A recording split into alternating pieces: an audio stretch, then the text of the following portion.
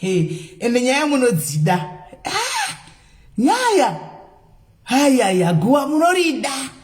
Ende guwa muno wakuti ya zvakabhadhara. Imika. Hey. Hai.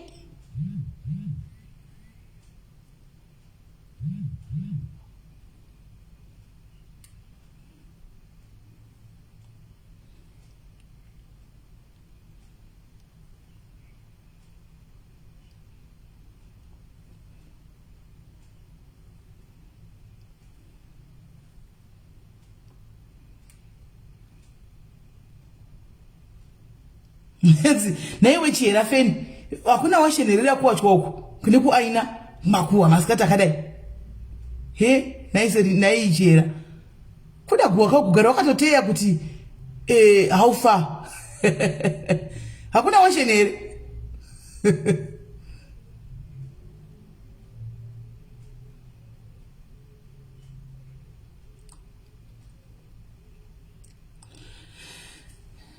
hanzi pati 3 inyaya aisi pati 3 aisi pati 3 nyaya yangu yawo inyaya yawo ni munhu auyawo ni nyaya yake aisi pati 3 ende pati 3 makaimirira zviwa ende zvakaoma molo stole mo unjani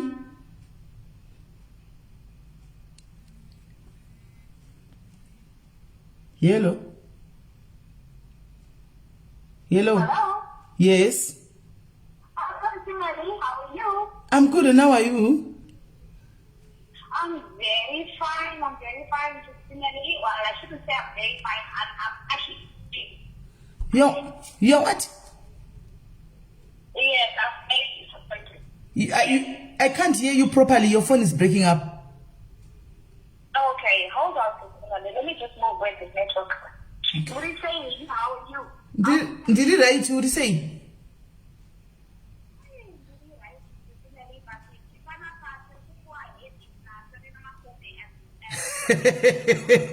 Alright, chiuya ikuraivu timbo tanga tanzwa. Alright.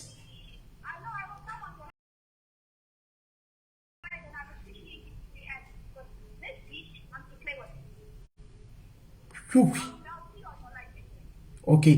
Save a number so that you can save the number so that you can call ku WhatsApp. No, I saved them already. I've already. Oh, all right. No. Okay, cool. All right. Well. All right. Sure.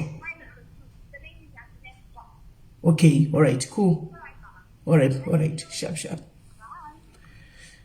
Hapana mira mushi. Hapana kumira mushi. Nokutula moyo anzi nditengere utiketi. Kana pakaita vanenge vazongobhadhara nganzi ngavataure shona tivanzwe mushe. Faith Mira, hold on Faith Mira wakadaro. Vachataura shona kana vakuya pano vese. Vachataura shona. Hanzi simela isikunzwika. Foni yangu isikunzwika.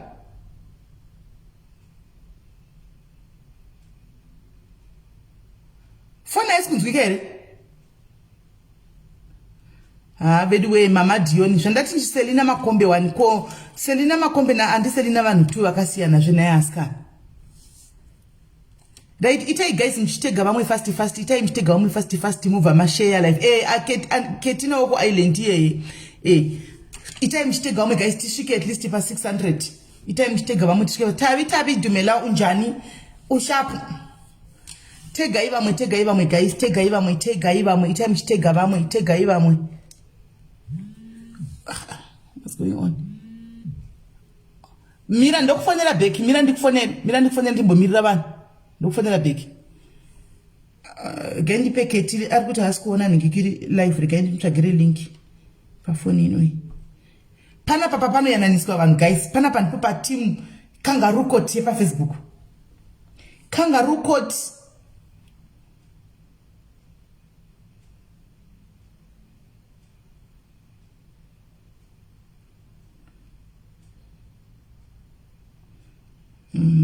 Right, ndaiwana here life ish. Can ndimupe link.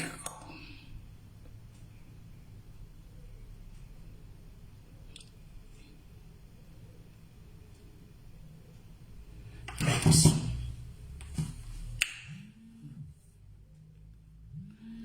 Alright, regai tingotanga. Hello. Ndandati ndichakufonera but hey it seems as if uri kuwa moyo kuda kunyatsotaura chaiko. Kuda kunyatsotaura. Alright, unogona kuenda pasina noise here na Selina. Thanks Samantha. Inda pasina noise ka ntinyazonzwa mu noise.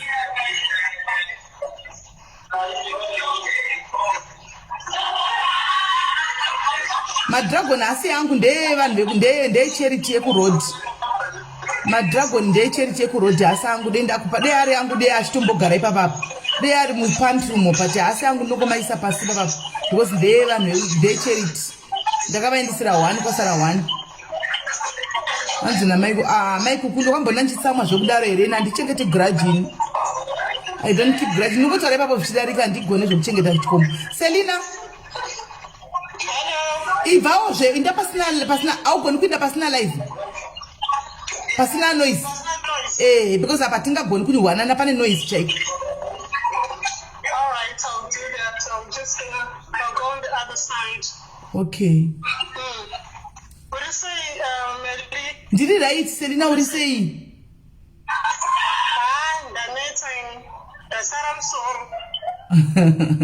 All right. So guys, hold on, Selina. Hold on, guys. Let me just give you a brief feedback of what is happening here, right? And the noise yako urikubasa ire iri kunzwika wena zvokudaro. Music, noise. What a music. Noise. Yeah, I think ndakunze kuseri chakuenda kureu kubude kana kune gate buda gate chaiko inde kureu. Right. So vasiri kuziva nyaya mamtona nezuro makaona Ketina wedushu Keti wedu woko island uyu mamoyo achipopota achipenga pa Facebook achiti Selina siyana neni wainya kundi kanganisa na mai vangu chichichi pakabla nyadza kwanda dzaitaura handitika so chirandi mamoyo uri sei saka achara sari kuti Selina Makombe. So this is the Selina now the live ndakaiona asa hangu se kuti live dzagara dzinongetwa every day anamboda kuita basa nasho antimaona ndakangoona all live saka ndichizomukama kuseni nasi ndazoona ndifunga uyu Selina angasenda ma message kuma 5-4 dzekuno ku Africa so ndakarara saka pandamuka even still andina kumbovhera phone yangu ndisivanhu veisipo zatorera maniko hasila guys. Selina riganibomukata akudzoka hane network kwayo saka pandainda zakutoyo kuma past 11-12 ndikati aganibodongorera WhatsApp ndopandaona kune ma message akatoisa ma crying emoji anditi I think I have the messages right here but no need to show you ndopati pandaiti pati ndifonere I'm trying to call you because angati see about 8 missed calls but time yanga chifona ndakarara hanimaona saka ndakadzima ndakadzima volume inenge iri pa mute saka ndakuiwa saka pandazoona messages zokuma 11-12 ndopandazofona. Hello. Hello, Selina. That's Selina. Hello, Nelly. Yes. Chimira ipapo. Right. Saka saka manje ndobva achindazomufondera back ndopa atanga kutaura kuti ndaneta nezvikuitika ndikati zvinanzi makona here live ndafonegwa nevanhu ndadinda kufonera imakuseni katemza wafona kuno kudzadziri time dzekuvatana ndakarara saka ndakuzvinzwa saka anobva ataura unyaya yakanga achitochema time iyoyo ndikati saka poitwa sei wada kudii wadi kutaura naKeti zvikanzi ndaneta handichakosara naKeti because anenge akandibloka ndachikumbirawo live ndikati live ambozondisere pakati penyaya dzenyu zvikanzi no ndokwa ndikatogona nditaure nyaya yangu nokuti ndanyarara nguva yareba vanhu vari kungonzwa one side ini side dhangu harisi kubuda ende vanhu vari kundishinda untaurawo side dhako because kuramba wakanyarara uri kuita kunge uri kubhilivha zvekuti uri guilty because wakanyarara ndikati saka wafunga zvikanzi no akuna ndikati washaya umwe munhu here angada kuti akubatire live zvikanzi no ini nangu am comfortable kuti live yacho idi uye kwamuri because ndaona muchibatsira vamwe vanhu vakawanda handiti of course havangagumufari vese asi inangu ndoda kuti mimuye kwamuri ndikati alright I'll call you back nimbofunga nezvazvo ndopandazomuti alright no problem but amusi kunogwa nditi zvikanzi no ini ndoda kugo I want to tell people the side of the story ndikati akuna here zvinhu zvokuti zvinozotishoka zvakubuda because hatidi kuziva dzimwe nyaya dzisina basa tingoda tiuwe nyaya yenyu yekutinetsana kwamuri kuita apa kuti zviri kufamba sei. Dzimwe nyaya dzekumasure idzi hatidi kudziwa dzamaita pamaigara mese kana pamaidi zvinozonetsa mangwana mukanyanya kubudisa chitupa nyimbo chenyu because kana mukadaro munenge makuomesera nini. I want to try and ndikubatsirei guys zvipere izvi but mukazondibudisa dzimwe nyaya ndozoita confused. Saka tawirirana izvozvo akati ndinoda kuya palive ndazobata wani Keti ndikati Ketina kune live iri kuda kudi iri kuda kuunzwa na akumbira live Selina. Saka if you are comfortable you can as well come and join anditika because akuti wakamublog anditi. Saka Ketina I think are more in the comment section and it's still the nyaya ine vanhu vakawanda because there's another lady afona manje apa futi animaona ari kuti she's part of nyaya iyoyi. Saka island tongoti indiyo tinonzi team island bvisa pa loudspeaker Selina. Bvisa pa loudspeaker ndo phone yako ndokuteta noise. Bvisa pa loudspeaker. Right. Yes right manje. So isusu panapa guys my dads you know me andiputse vanhu andite makuwa nevanhu andide kunzwa nyaya dzisina ineni asi kana vauya vachiti varikuda kubatsirwa andikwanise kuramba. Asi dai anga auya achiti ndinoda kutukana naKeti andaibvuma ndairamba but because auya achiti I want to share my side of the story kuvanhu then kana muchizoda kueducate wachona muchifunga kuti pane batsiriko inogona kuitika then you are comfortable. Selina, what's wrong with your phone? It's just that because I'm outside, but is it making so noise? Yeah, iri kuita noise kuti kutaungea handisi kuziva kuti chii. Yanyarara. Is it okay now? Yanyarara, yes. Okay. Yeah, wangwati urayanzebe wena. Right. Selina, saka we are now on live. Okay. What is going on, Naketi? You can say whatever that you wanted to say, God, what you want to say. We are here. We are almost 1,000. You can just go ahead.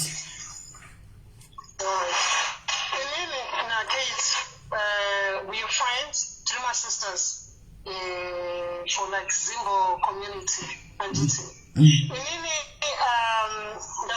think it was 2016 to like 2017. 2016, the Pendam Island.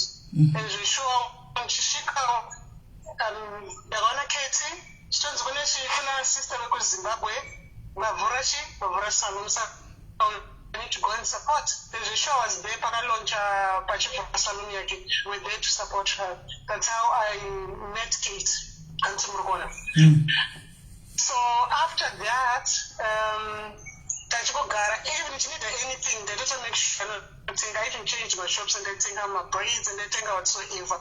Do a relationship and then no kids. Just in the house, you need the corner of just after 5 months. Then after 5 months, someone I musapota kusaluni kwake Kate akati muno muisland chinonetsa ndechekuti ukawana mapepa uri mu direct provision kuti uwane accommodation kunonetsa zvinoda kuti ubude muhostel wochinja address unokurudza kuwana accommodation. Sini ndachida chichi ndakuhelpa izi Zimbabwean sister because maZimbabweans vazhinji havabatsirani. You can come kumba kwangu wochinja address ndotsvaga chi accommodation ndikamutenda chaizvo. Then I moved to Kate's place. I think I got 6 weeks, like the whole of September 2017, and then that got 6 weeks. 15 October, I got my own apartment. Sure, and the very get though. The time I go introduce open my that's how I came to the kids. So Jesse is Jangoitika because Anganguru misunderstanding. And the Kate just I know variant. So upon first my life I did try she did say it was just because Papa because child in the capacity delicious no oju I can't any information that Kate because I'm close to the family of which it was not true. So I just let it be disconnect account yangu. Then I started using another account. And I even told Kate, communicate in the Facebook because you know I'm going to Facebook. So I just want to for a while. Remember use I ending it. And for real I was using it indicating you that what was wrong. That's Panya Septanga Yaya. We spoke Tikapeta. Do you understand? One, Kate, I'm a beautician. Doing someone else and do everything. They got all folk talking, it's fine. need help nakandibatsira ndokubatsira kusamuka kuposa uchendesa munhu saka ndanichiwo chita mabookings on and off or it's either kana ndiri ndisiri off unondibhukira and will come early in the morning to eat my nails. I even helped with some my nails. Tichibatsirana semazimbo karasiwo pandai nekubasa kwandashanda pandai batsira somunhu akanga ndihelper from nowhere toisiyeyo yenyaya iyo tapedza tagadzirisana tapedza inini handinambobvira matrishas atombondizivi maaudio aingosendwa but kwangonzi just because now it's close in the family ndatumira ma-audios then tagadzirisana apa boom imwe nyaya kona mamai vari kuno kuisland mai vari kuno kuisland ava vakataurida kuita shamwari sister yatite zveshi zvemaraundi inini ndikabvuma vavazviita vavazvisa panumber 1 ndokuti ivo vada kunza murume wavo kubva kuzimbabwe saka zveshuwawo ndikapinda mumaraundi tikavapa maraundi avo january tava pajanuary ndagara inini kwakata urwere baba vangu musara pavana vakarwara ndikati ndakuwithdraw because ndikubatsira kuzimbabwe kuna baba vangu so ndikuwithdraw svikanzara saka tichakupa mari tichakupa patinofanira pachasvika 10 yako ndopa ndichakupa mari ndikati no it's okay it's not a problem at all ndakaunderstandawo zvangu ndikanyarara zvangu tagara paya ndakuti ko mari ndakunza ndikupe because wakambogara kumba kwangu ndikati no inini ndaichigara the other side tongoti like ndinoti chegutu kandikati kwekwe ndakoti achigara kukoko nana kate so inini I moved from there personal reasons dziri kwanzirenye so ndikamuvha hangu ndikabva kwako ndikazhurira kubi ndikazhurira kwandifana kujabrera but before I came sled mai ava vanonzi Grace Dururu zita vakusha Grace Mamazo yodike kudublin wadi kuya kudublin mabasa akawanda lockdown first lockdown 2019 when I came to SA you know so when I came back kubasa kwangu because of this COVID thing ati uya kunuku kuna unongochigara kumba kwangu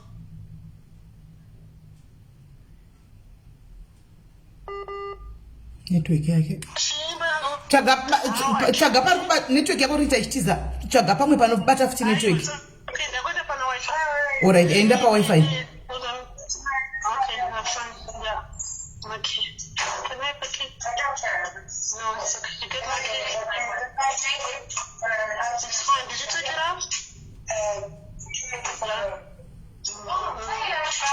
Hey, how are you? You right? I'm good. I'm trying to help. Yeah. Thank you, Karen. Thank you. Okay, ndapana wifi manje. Anyway, akachaona chigaramba kwangu chichikafutongotenga. Zvino Grace Mama Zoe vana my twins, a girl such about 4 or 5. So now ndichigara ipapo manje.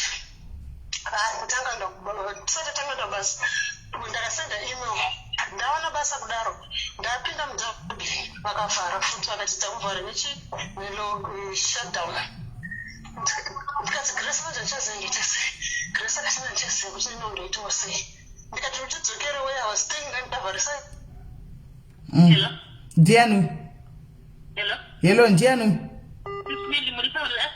ndiri palive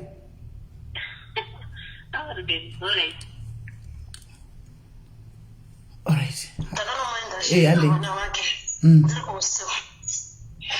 kuhostel so now ndikafonera Antonis because Antonis I'm dubbing chimwe it's a long story Antonis akanditi kuyaona hwangu uri kupichishi ndikati shamwari muchakudza ndakapfaya basa muno mudublin saka kampani yati haisi kutora because of COVID ambota shutdown unozovhura ndozoenda kubasa Antonis akati no uya kuno kwandiri semunhu ndakaenda sangana naye 2016. Sorry, nachikira my steps. So now, zvakazotika ndezvekuti ndaenda kuna.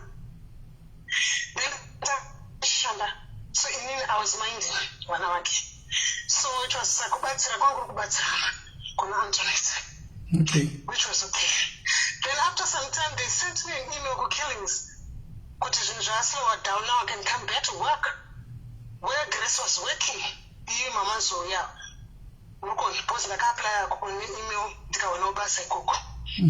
It was okay. Ndagara paya ndikati Antoinette. Kubasa manje saka nochasei mabhazi tichitoresearcha nyaya dzemabhazi. Ndikati no ndinogara dhuze nekubasa. So mama Zoe vakanditiwo futi aiwa the best thing wait tichibva tese tichienda kupi kubasa because from her place it's like 5 minutes 3 minutes anyway tasvika pabasa ndikasvikaita saizvozvo ndikati it's okay zvishuwa ndikagarawo namama Zoe zvisinei kuno revenue uko company raishanda uko vanga vasatondibvisa papayroll saka pakauya salary manje yakauya yakakatwa saka mari yange iri shoma ndikatomuradza ndikati ona mari yandapiwa irevenue yakati revenue vafonere saka I called them ndikati no I'm not that side anymore I'm now in Dublin and then vakati we're gonna sort it out saka they took time to sort it out but Grace they told me kuti every week ndofana kubvisa 50 euros off chikafu and zvokuti masitema bank statement yangu inini mune ma50 euros and aisira Grace because Grace is a council house she was paying 30 so inini I didn't mind zvangu because achingomira kuti kana ndaita seindastabilizewo chakokugara anyway so now mama Zoe manje she was not happy kuti ndikubatwa nerevenue because aim yake anga neaim yekuti ndikaita mari yakati neniwo anenge achibudawo mari kwanziri like chiri kubatsirana zvanga sina kushata ndikaona munhu akutanga kundichinjira muri kunzwa kubata asina kubasa nazvo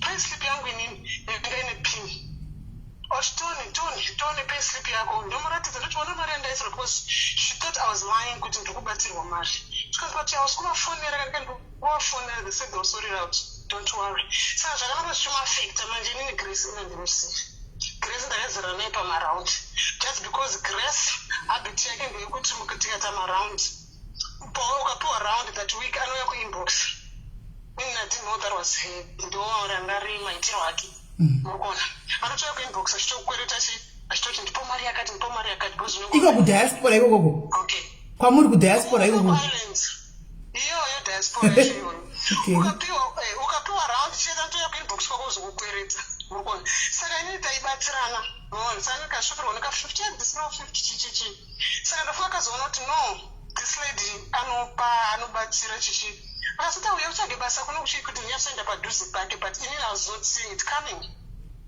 you understand okay it's fine ndibva ndauya ndagara the whole of September panza tanga kubasa musi wa1 kubasa kwakuna Grace 1 September end of September second week October munonzwisisa sikunotsvaga accommodation chichi akutotanga zvakawanda ndikati pati revenue vasindipa chikanzi aitako pana pashamwari city councilor zvangowandawandawo but handina huru ndikati adonori ndikutsvaga Grace muona kuno ukaguitiswa kuZimbabwe kuti ndofamba rani by rani ndiwengo ndonoendawo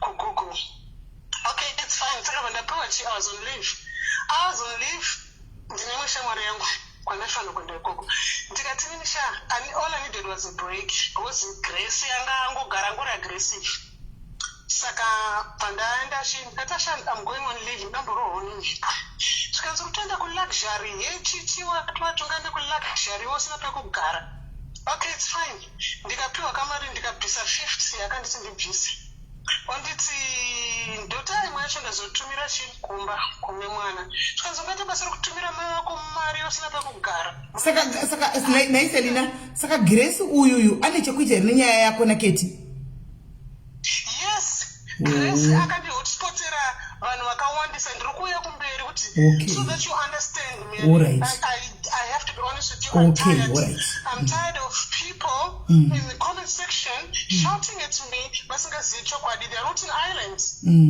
They're not an island. So now, after that, ndobva ndabuda inini ndikanoona vamwe vasaura kuti ndirohone mhepo. But Grace manje chakasingazivi ndechekuti inini already ndagoogla, I got a place at a student accommodation. Ndikabhadhara mari zvese deposit chichichi. Saka inini I knew myself kuti kana ndakubva kunombonoisawo musoro ndibozorora ndisingashauti kuti ndichananga kupi kustudent accommodation. Akabva nditi handina kwandiri kuenda. Unonzwa? Ndikati kuti handina kwandiri kuenda seiwo waingano waitaura kuti I must go and kufriend wopa leave yandapiwa ichi. Kaza kuna kwari kuenda mwana wangu aruda maenda. Ndikati no. Haukati mwana aruda maenda ndoshinatsoziva kuti aniji kuenda uko. And leave racho ratobuda. Zvikazi much you're going to mind mwana nyeye. Kutongotaura zvakawanda ndikati agara kati no handichada to mind mwana wangu. Because unozogona kumuita something kana umusira mushonga. I don't want to force you chichichi. Saka nini ndakangoignore nombomuringira. Avatora kufonera vamwe sisi umwe nemwe hostel. Please come and mind my baby for me chichi what whatsoever. But anapota basa nazvo ndikatora bag rangu mberi ndikananga kubhasi. Ndaenda kubhazi, I don't want to lie to you. She tried to call me. Handina kudaira because there's a combination shout. I don't know because ndichatuka because Grace she's huge. Manzwa. Oh, chakurofa. And I don't know she's a bully. And a big chest yekuti akareba gumbo rake ndofana fika sustain kana 11. Saka ndaichka. Okay. So what happened? Hawaitsikwa sustain. Mukadzi hawaifa. Kutsika ndaitsikwa.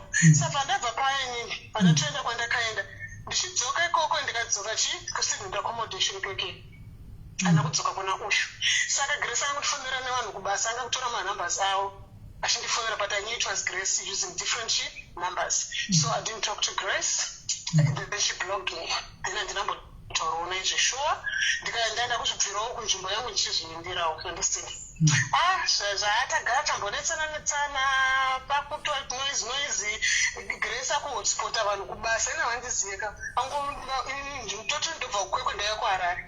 Grace akundohotspotera vanhu, akunondiudzira pane mune vanhu kuBulawayo. She doesn't like Ndebeles. She calls Mandebele ma-Arab. She hates Ndebeles. Arikudza Mandebele kuti kundohotspotera vanhu ndivengwe. Ndikati you guys, well, how can she say I don't like Ndebele when I was born and bred in Nyamenshofu? I speak fluent Ndebele, so how can she say that?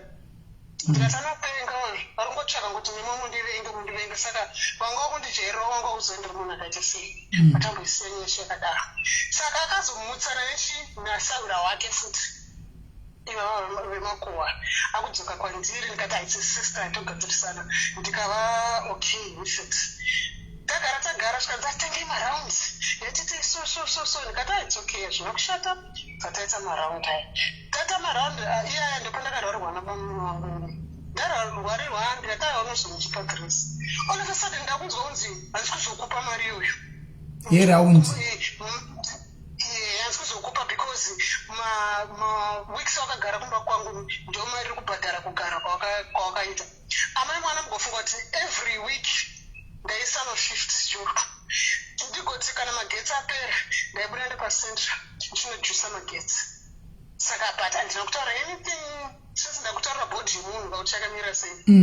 Goriati. Then ndagara papa imene ndobva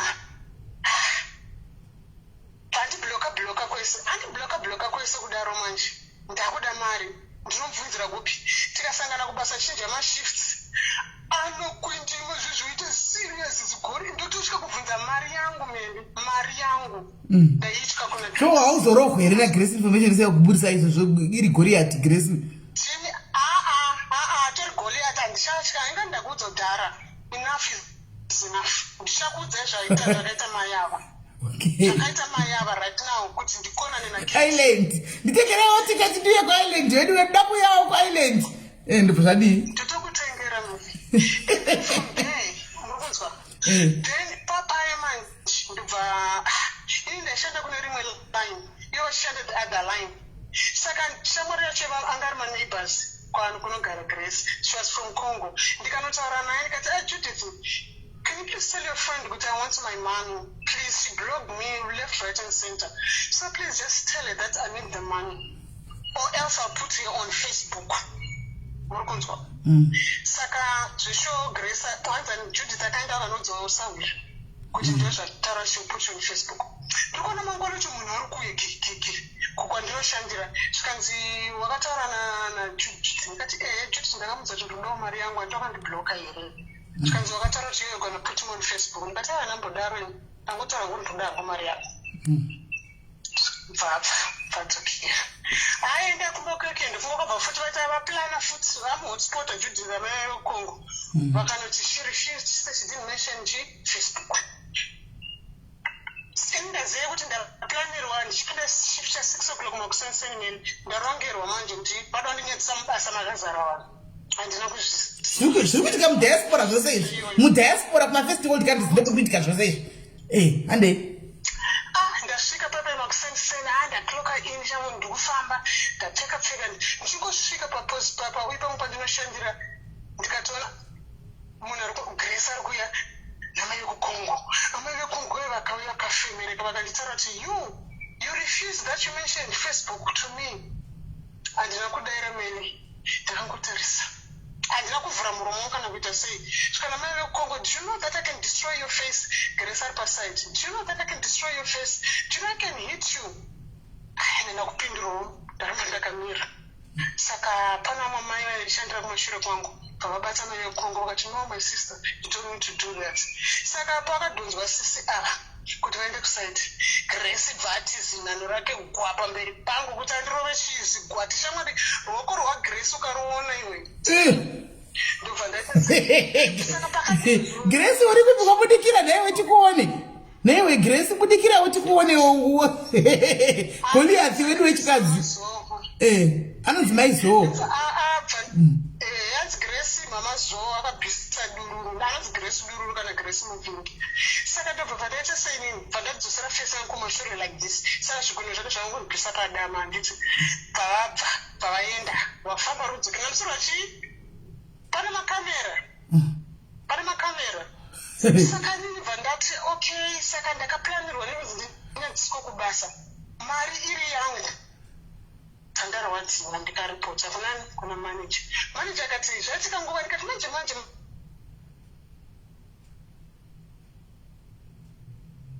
Right now, we end up. Fatanda HR, Fata suspend. That suspend Okudaro, they wanted to check the camera. Faces my actions, is a show on camera, Pakano Congo, which no more what you visit in the Penger, Gresa Shadvans, and she's such a conico. Unfortunately, they got fired, very true. Meaning Dasara. Dasara could have managed Maria Panish. But still, I wanted my money. Sakanda garage on Papa, some best function when the pro song. And the HR company prints out a good grace. I got Vuma to go marry. Because HR are going to vote at go. You know, I'm one of us from the same. Got Ari Bull, I don't kiss and the giant, the church got over some young. Mokon. Saka, Jesus is written in the Nash. That was a good arena. When you go to Canada, don't send them emails.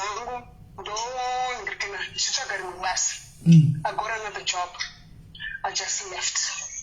That Bakudara Manj. Doctions can go phone it when Antoinette. I report one to Tony. I pinned up a life. Yeah, we were there some engines. I've phoned it a quote sport one. Those I told Selena this and that. She's going to Panema. Okay, it's fine. I got phone Antoinette. Antoinette didn't say that. I mean, I got a say code, but it was just a discussion. Was going to come and get so I'm going to discuss on the grace. I can't turn to some detail, which is this and that for a pair. Oh, I'm going to figure out my mind. It wasn't the number one and Gumbo, but a Gumbo, you got a 6 months, 6 months to Gumbo. Saka, I'm figuring out my mind. And see, Selena to dance in Makamura Gumboraki. I'm at Iowa. Come on, you never called me. But just was a tiny problem. I want to phone Ramanji going to Serena in the say Makamuroya. Arcos put that as Arcos was put up number 2. I kind of number 3. Number 3 here, my uncle. akataura zvekunyepa. Hama yangu ikati, no, that one she is my blood sister. And besides, zvauri kundudza izvozvo zvinomakuhwa aya takabvunzana sisi vangu vasati vauya muisland. Inyaya yakabuda vasati vauya muisland. Saka sister ndakatoona kuti munhu ari kundikreatera. Then after that sister ndikadisappointika. Vavanhu vangani vaita sevahotspota 3 uyo where I was working kukillings. Saka vanhu vese vavaingoudzwa kuti ivo wakadai so vanhu vese vaingoregwa nhema. Vaingori nhema. Yes, nhema kuitira kuti vabva vaita chigurupu vahotspot ikasenge zvakaitika nezuro. You see nezuro pahotspot pakaita keti pakaita 10 plus iye chiri kubackground. Do you understand? Pakaita keti nani? Pakaita keti nani nezuro? Ketina nditi ndiailive kandenya kupopota nditi. Vakaedwa musikana akataura kuti chichi yakauya nhumbu kudinini kudza nhomba mheno da kumutoresera bepa rake baba wangu ndiambasada. Honestly, in Ireland, bepa rangu inini kuti ritorwe for what? Handina mhosva, handina kubaka ini. Ndasiyana dana mama Zoe Grace. Mama Zoe Grace vatori paGoogle vakanyadzisa nyika. Vane 11 accounts theft. Ungabve kuZimbabwe kuzoita shoplifting. She's got 11 accounts. Saka ivo in other words mira chitreya kuti akati short this story. In other words ukuthi mama Grace Jainda ava ndo vakano hotspota Ketina futi kuti akuitire live nezuro. Vaka hotspota Ketina because they didn't know kuti na Keti we solved everything. That nyaya yatopera kuzara. Saka iye Ketina wakupenga. Saka iye Ketina wakupenga. Makasova nyaya mukapedza. Hotspot wa odzoka futi ongopopota. Yes, because mwazeshi pekutanga futi. Vakafonera Keti. Vakazokaza kuti nina Keti takanetsana pekutanga paye. Akufonera Keti. Anzi Keti pane mandoda kuti tuke hechi chidovanga mene kuti mwiri wangu anga promiswa mari. So pane mandoda kuti tuke. Keti didn't know it was me. Keti nabva ndifonera akati call me. Kukudublin kwamaenda uko kunyonko. Muri kuita sei vanhu? Ndikati kudublin handizivi. Anzi ndaita sei? Pandafunga katuka tikati no, munhu akutaura newewo Ketina. Ndamai vane chikwere changu vane mari yangu. Tikati vanonudza kuti vane mari yangu. Ndati vane mari yangu. Vane mari yangu. Saka apa uri kutaura kuti Ketina akatombokuudza kuti pane munhu ari kuti ndikutuke paFacebook. Yes, ndikabva ndaziva ndivo mai ava aGoriati because ndovane mari yangu. Saka what changed now? Kana Ketina kambokuudza iwewo what do you think changed kuti Ketina azodzoka achikuitira live achiti sara noupenyu hwangu? Ndo handisikuziva manje kusiyana upenyu hwangu inini Ketina kuti chii chakaitika hanzi zvakandirwadza kuti nyaya yairamba yakadaro kati but no hauna kufunga kuti nyaya isusu takataurirana plus amai ava vahotspota vanhu vangani kuti vanhu vandirwise nini. Kutaura kuti vane mari yangu yavari kuramba nayo vakanditsotsa mai vava imbavha inotozikanwa. Vanhu vaendai paGoogle munoona anonzi Grace Mubvingi ane 11 accounts of theft. Muri kunzwa? Saka kwandiri nini vari kundibirira ubhuli. She's a bully so nanasi ndiri kuida mari yangu. Saka ndati Keti zvamutaura zvinayo nama kuti ndezvenyu ndida mari yangu. Nhasi ndiri kuida mari yangu. I need that money. I worked so hard. Tinoshanda zvakasimba kuno munhu unongomutorera 250. Kungotora ndandikupi. Handina kwandinomuwana. Uyo ndaenda kumba kwake kunogogodza zvikanzi murume wacho akati aiwa hatipindire nyaya dzenyu munofanira kuya iye Grace wacho aripo. Ndikati mamumudza kuti andi unblock. You understand? Zvikanzi kunonyebera Keti kuti hanzi nini kune vanhu kuSouth Africa vaita makuhwa saka Keti akataura kuti nini munhu wacho wataura ndatomutega ndatomupina comment yake because nyaya ikunzwa vanhu vese vari involved guys. Ndichitanga ichikupinai macomments enyu. NG B Rudziva you are involved. Uri kunzi wakaita makuhwawo uchiudza Keti iwe uchitaura zvinhu about Selina Makombi. Saka chikwata ichi makuhwa acho ane South Africa mukati ane Ireland mukati chikwata. Saka toda kungobva tazvipedza nhasi tibve tangotsiurana panapa nhasi sevanhukadzi handiti. Saka timira munzo tine page Ladies of Islands riri kuno muri kunzwa. So inini just because I was always na Grace my Leon kana chiti my Leon ndigogo ndimama handiti muri kunzwa. Vaichemawo kwandiri ndiri family yavo handiti but pese pavaichema Grace anenge ari paside pangu handiti ari paside pangu kudara akanditi aiwe Keti ari kutuka pamalive aya unza maaudio aya timinyadzisa anozviitisa sterini kati no, I'm not like that. It's okay, let her do my life up. Ndinabasa nazvo. I can't give you my life. Since Goliath akanhonga foni yangu pamubhedha, akavhura foni yangu. Avhura foni yangu akatora audio yaKate, akaisa mufoni make. Aisa mufoni make akaisendera admin wekuLOI. Anonzi Ana J Mhindu. Saka AJ Mhindu akaaccepta post iya manje yeaudio yaKate yekutuka gogo. You understand? Then the next thing, Goliath akufonera Kate kuti Selina ndiye akaposta audio yako paLOI.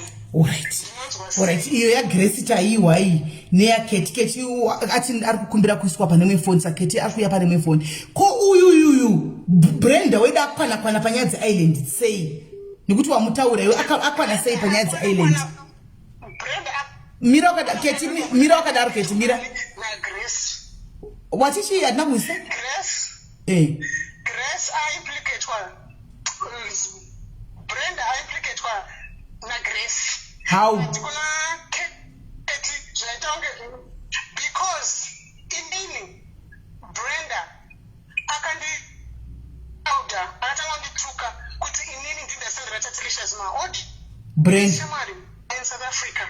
Brenda, in South Africa, you cannot tell me kuti ndakasenda Tatilicious. It's not me. Tatilicious anokutaura here ega kuti tutenda ndiyasenda maaudio. Tukanzi ndiwe zvese zvawaindiudza futi zvese ndakazviona zvakapostwa naTatilicious. Exactly what you were telling me. Nikati, but still, if I was telling you, Brenda, andisiri ndakaisa zvese kuna Tatilicious, takatoudzana. Nekutsamwa kwangu inini manje ndakabhoekana ndaeda Nazati Goliath chandipandukira. Ndaida Goliath ona ndakunetsana nani na Brenda. Because already uyu angazana na Goliath turi inini anzana semutupo na mapost that don't know. Goliath akati no, you guys are kutukana kutukana na nyanza vamwe vanhu. You guys remember my friends makadaro chichi what. Nazosei Goliath ndiwo zvakazvisa kuna Kate kuti even kuSouth Africa amafriends ake kuSouth Africa chichakatomutsura katoti zvakati saka NG aimplicatwa nani naGoliath. But iyi sister yangu iyi angada kuviga Goliath, but just because ine mafootprints ndiri kuaziva kuti no, nyaya iyi yabuda kwakati. Asina nemari yangu, ari kundibira mari yangu, akutsvaga kuda kuti Kate aite chi aite hasha. Kate zveshuwa akaitawo hasha. So inini ndakazona macomments ekunzi nini handisi kutambudzika inini munhu akandibatsira ndinobvuma kubatsira. Kana wandioffer help I'll go because I'm at a new place. Dublin is new for me. Ndagara kuyaRoketi koko. Saka ndinobvuma kwete kutaura izifi inini ndakatopinda fosho ndikutoshaya kwekugara ndikushaya kwekuita sei. No, I was opening new books. Ndakabva kuarea ikoko from some reasons angu because kwangu sisina rugare. Alright. Ketave panapa. NG Brenda ukabhaza pa namba dzangu pana Kate apo ndokuedha opinda pa phone ina Kate papo uri kuti add me ndiwe weSA wacho ukabhaza pa namba dzina Kate apo pa namba dzangu dzaunoziva idzi dza 064 ndokuedha pa phone ina Kate, right? Ketina sisi vako vari pano, sisi vako vose zvadakuudza, sisi vako vauya vari panapa. Nyaya uri kuinzwa imimi mainini kuri kunzi makahotspotwa na Goliath na Giant kuti mupinde panyaya dzekuvenga munhu nokuti nyaya iyi kwaindiya kudhara makaitaura ikapera hapasina zvimwe zvinyuwani zvakataurika, asi kuti Goliath uri kuramba nemari yake saka imimi makatengwa kuti mutuke munhu. Inini sisimeli first of all ndokudza chinhu one handidi kumenshana mazita evanhu vasina chavandikanganisira handi muri kunzwa. Inini ndoda kumenshana zvangu inini zvakaita kuti nditsamwe zvekuti ndakaudzwa nani forget it handitaure zita remunhu akandiudza ndinotarisa kuti is it true or is there possibility yekuti ichokwadi handi muri kunzwa.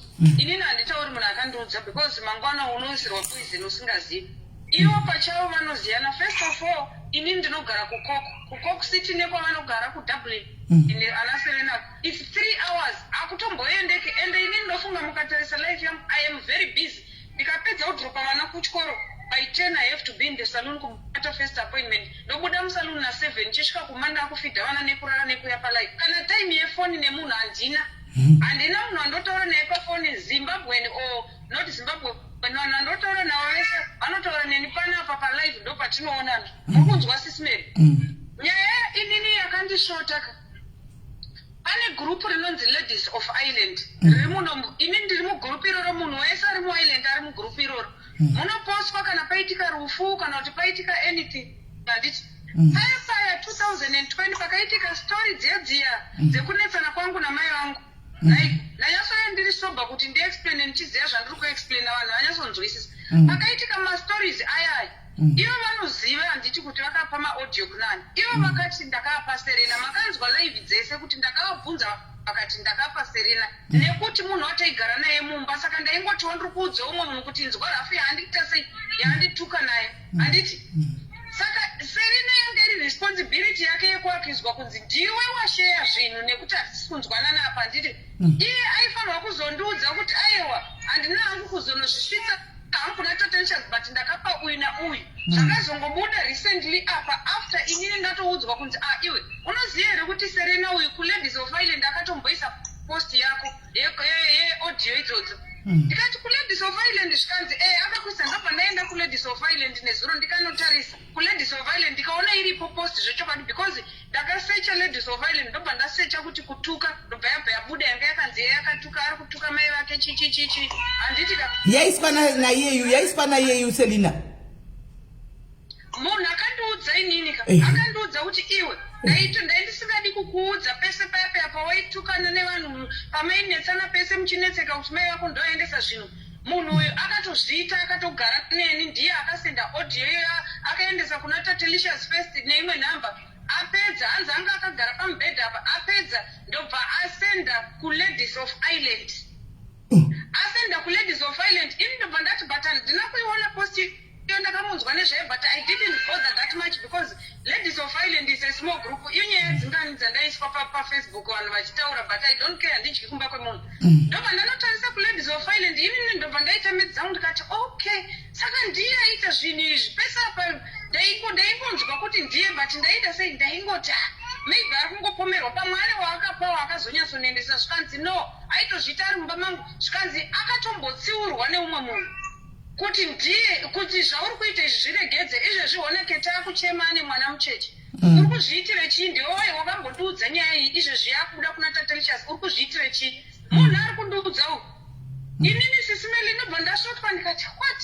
Ndobva ndaudzwa zvikanzi kumafira kureva maposti. Pane post yakaiswa kumafira kureva recently yakanga yakanzi Ketina chichichi nakuke havana chavainacho havaendi kubasa what zvikanzi ndiye hanzi anotori neghosti. Rimwe zuva itove neghosti achiposta achitoratidza kuti una zvaanyorerwa izvi ndikanditokomenda. Uri kunzwa inini semunhu ane hasha ine handipretendi kana ndiri gentleman handitenderera handivanzenda handimiriri kuti ningachava achindisaidhira kana ndabhoye kana ndotokuadresa there and there because kana ndaiswa kuindaneti hapasina chekuchahwandisa. Handiti uri kunzwa ini ndobva ndaita live yangu ndikatanga kupopota akanditiwa ndikamuedha.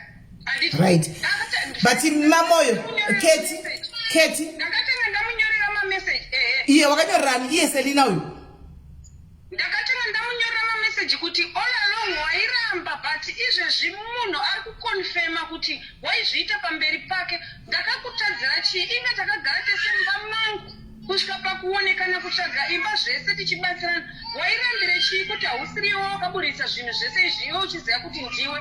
Akapindura. Ndazosvotwa ndikati no haana kupindura. Ini ndakabva ndatoenda palive ndikadhila nenyaya yacho palive but inini handidi kunyarara handife ndakabudisa kuti no hatina kuti iburitsa Keti hona handina kuti buritsa handitika but ndoda kutarisa nyaya iyi on all possible angles. You guys you are like sisters sekutaura kwenyu. Uyu ndikutomudza chiadresa kuti munin'ina wangu handiti that means somehow handizivi ukava wenyu twakasvika papi anenge ane self support kwauriwo. handiona iwewo wacho nawo matukiro unoita ndowaziva but matukiro awaita nezuro hasiri wako chaiwo. handiona that means waituka uchisa kamwe karespect kumunhu uyu. ndoda kubvunza mubvunzo wokuti how authentic is this person akakuudza iwewe zvokuti wakabva wamhanya kutotira kunoita live handitika kana kuti ubva inini naBarbara takagara mumba 1 ichidhakwa mumba mangu tichirara manguva pasofa. Ane zvandoziva zvikabuda kuti ndoziva kuti ndiye isaidza abudisa achida kana kuti audza umwe munhu. All right. Zvekuti Barbara Okay. ndazvitaura anotoziva kuti ichicho kwadika na kuti kunyepa. Okay. All right. Munhu uyu akanyatsondodza akati mai vako vaifona vachitaura naye vochinzwa munin'ina wako zvaari kupindura anenge adhakwa inzwa mapopotero ari kuita hanzi aivaisa palaphu ini ndiri kuudzwa ende inini nyaya iyo ndakagara ndakataura kudhara kuti that story yakandiafecta zvisingaiti because kuzotuka kwese kwandakaita kuyo ndaiuyawo ndichisvoudzwa kunzi mai vako vari kuti zvakati vari inini ndichibuilda enga ivo vachibuilda enga chokwadi inozikanwa namamwari because at the end of the day hapana munhu anobvuma kutaura chokwadi nyaya inoitika ndeyekuti sisimeli vanhu vanotora advantage yekuti nekuti Keta anobuda pamalive achiita malive achidii saka even tikanotaura ichi kana tikaposta kana tikadai vanhu vanongoti chokwadi but inini chandoziva ndechekuti chero munhu akada kunyeba achidii whoever anenge achinyeba kana kucreatera umwe munhu because manetsana kana kuti hamuna at the end of the day kama is a bitch munhu unoramba uchimboona uchiita munyama nenyaya yekuti unenge uchikanganisa vanhu vasinei ine ndina basa nelife yemunhu sisimeli ndakauya muisland ndega ndiri one nemari yangu kuzogadzira life yangu nevana vangu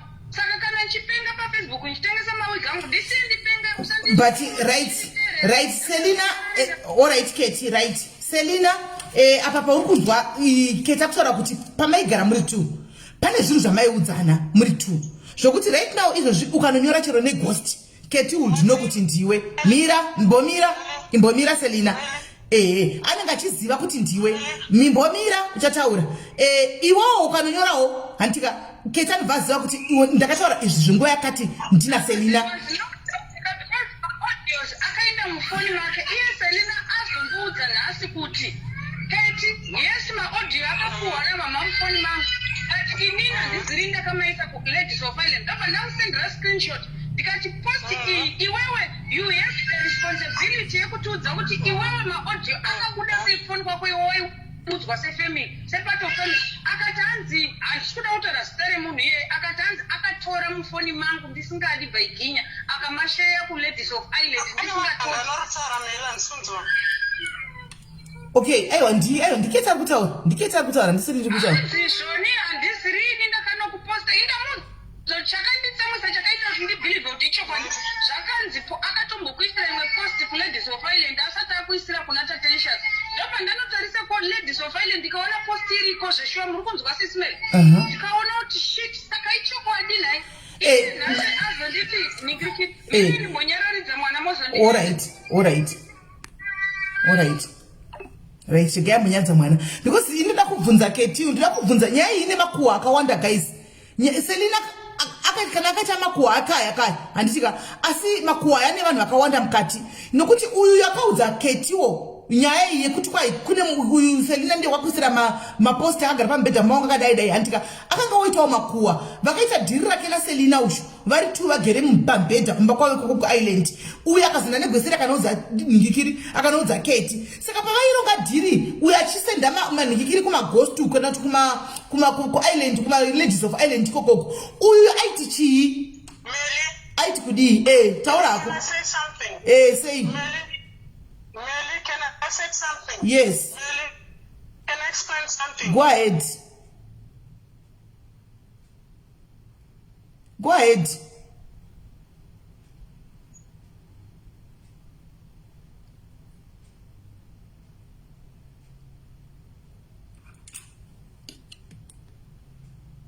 Hatichakunzwi waendepi?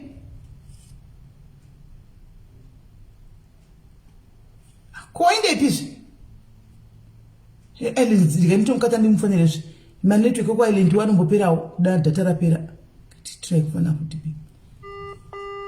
makuhwa ndida kuti mudzize chimwe chinhu guys nyaya dzemakuhwa pamaubhururu makuhwa paushamwari mataura zvinhu zvenyu muri 2 maita makuhwa yenyu muri 2 umwe anogona negweseri sei achinorumira umwe paaitaura uyu iwe kwakanyarira here waitaura kuti kudii hello foni yako iri mbere ichipera network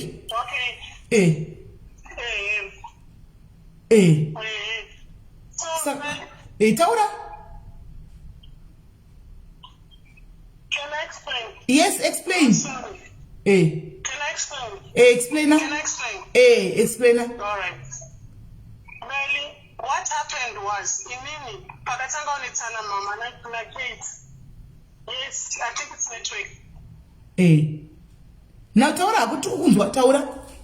So now we are phone up today. So nyepana ekuti chi pakati pesa mama Kate anditi. Ini nchiterera ndakagara katsane ngari panditi. Saka nditi iwe Kate ari kuitira live achikutuka unomutya chini kati no handimutyi and I'm not like that. I don't do fire to fire. Musiya ite zvari kuti nini chi nira Kate. Nindo say chokwadi Kate anoziya chokwadi chanoziya. Saka whatever she's saying doesn't affect me. You understand? Chikanzi aiwa kana Aidaro ndiani. Grace. It was grace. It's grace. It's You grace. Grace unaba chingodzoka mustera. Grace wacho hapo pano. Hapo Grace asistera kiruraba chingobuda. Saka Grace Saka Grace akatora phone yangu inini iri pambedha. Atora phone yangu iri pambedha. Akatora audio ya Kate. Akasa mufoni make. Aisa mufoni make. Kwa kusendera admini Anna. Akatomfoni Yes. and I was there. Saka ukuthi Grace akatrama audio mfoni mako iwewe. Akasenda mira imapo nasi chabuda Kate imbopaka wakadaro. Imbopaka Kate wakadaro. Ukuthi Grace akatrama audio mfoni mako. Akaisa ku group re island. And then aisa group re island mira alright that's pay mama ati mauya kwandiri kuti ndikubatsirei. Chiti ati mchinipomkana. Aisa ma audio aya group re island. Iwewe semkoma wa Kate, what did you do? Sasisiva Kate, what did you do? Why? Because she did it. Why? Because ndakatanga kuramba andira kumutambidza phone mene ndakaramba ndikati no musiya kadaro because but ona every day ari kukubhesha pama live left right and center unomutya chini kati handimutyi but fire to fire ndite sei handikwanisi akatora phone yangu ndiye Grace akatora maaudio akaisa mufoni make pawhatsapp yake aisa pawhatsapp yake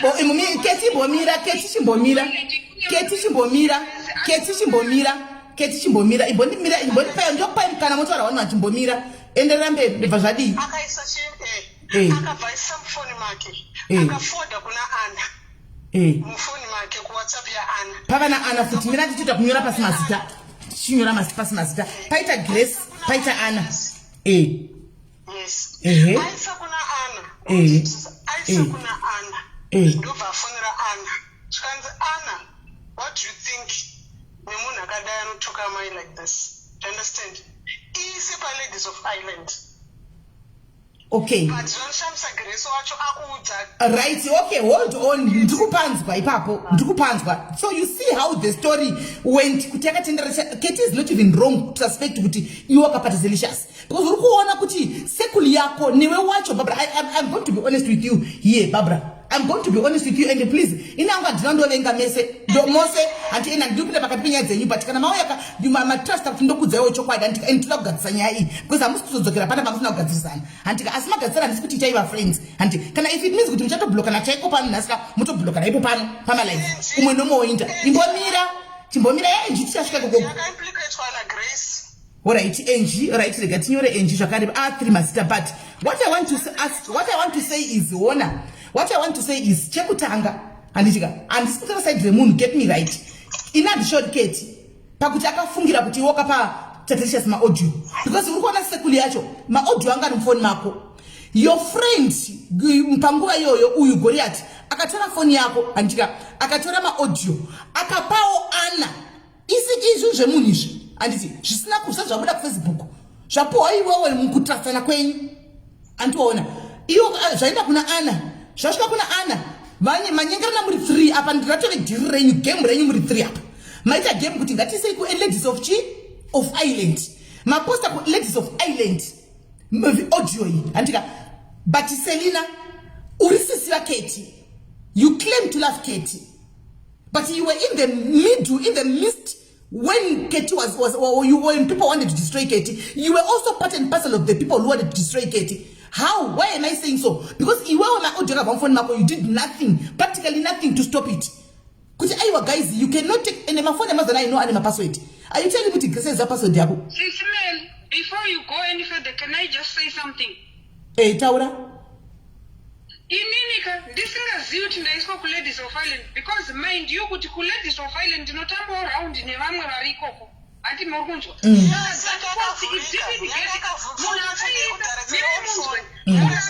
Selina imbobira Kate ataure takupa mukana kuti muteerere munhu akaisa post iyoyo akaisa post akabva aona manje kuti nini vakawanda manje vanondidivi vanondifarira hapana akakomenda pakakomenda vanhu 13 or 14 maybe vanga vasinganyatsozivi nyaya hapana akakomenda. That's why zvakabva zvazvinonzi no peji iri ratadza kuita basa chero hande kwataterishas.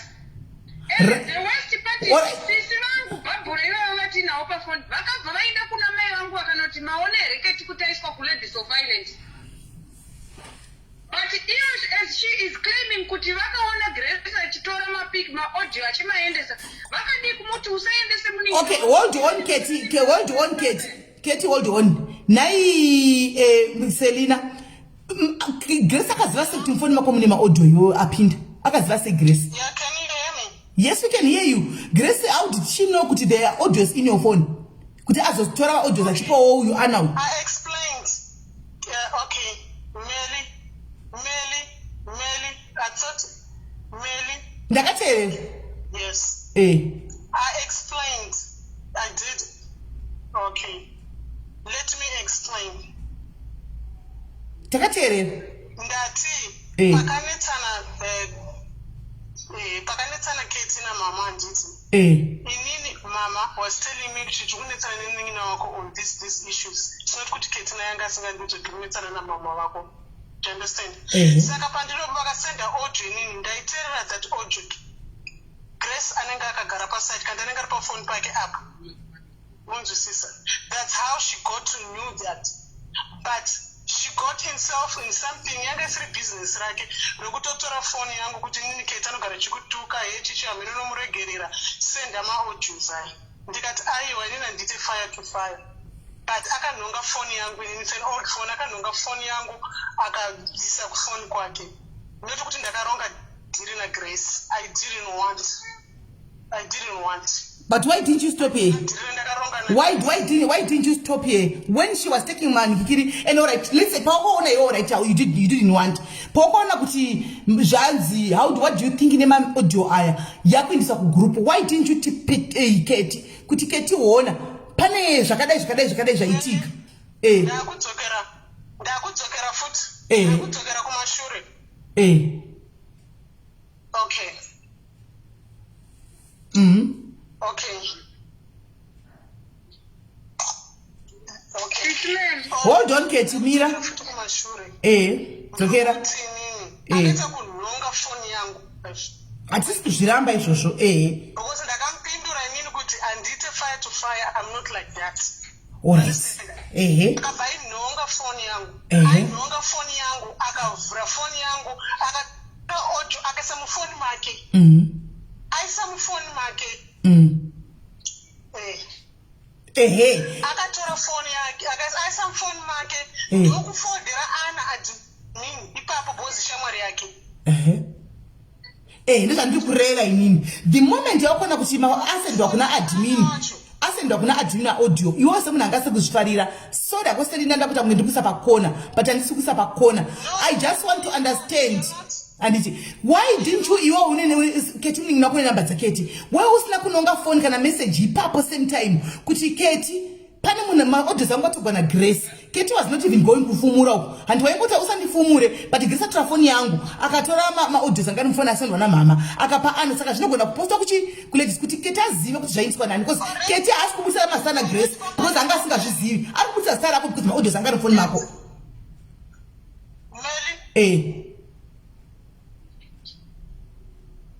Taurako.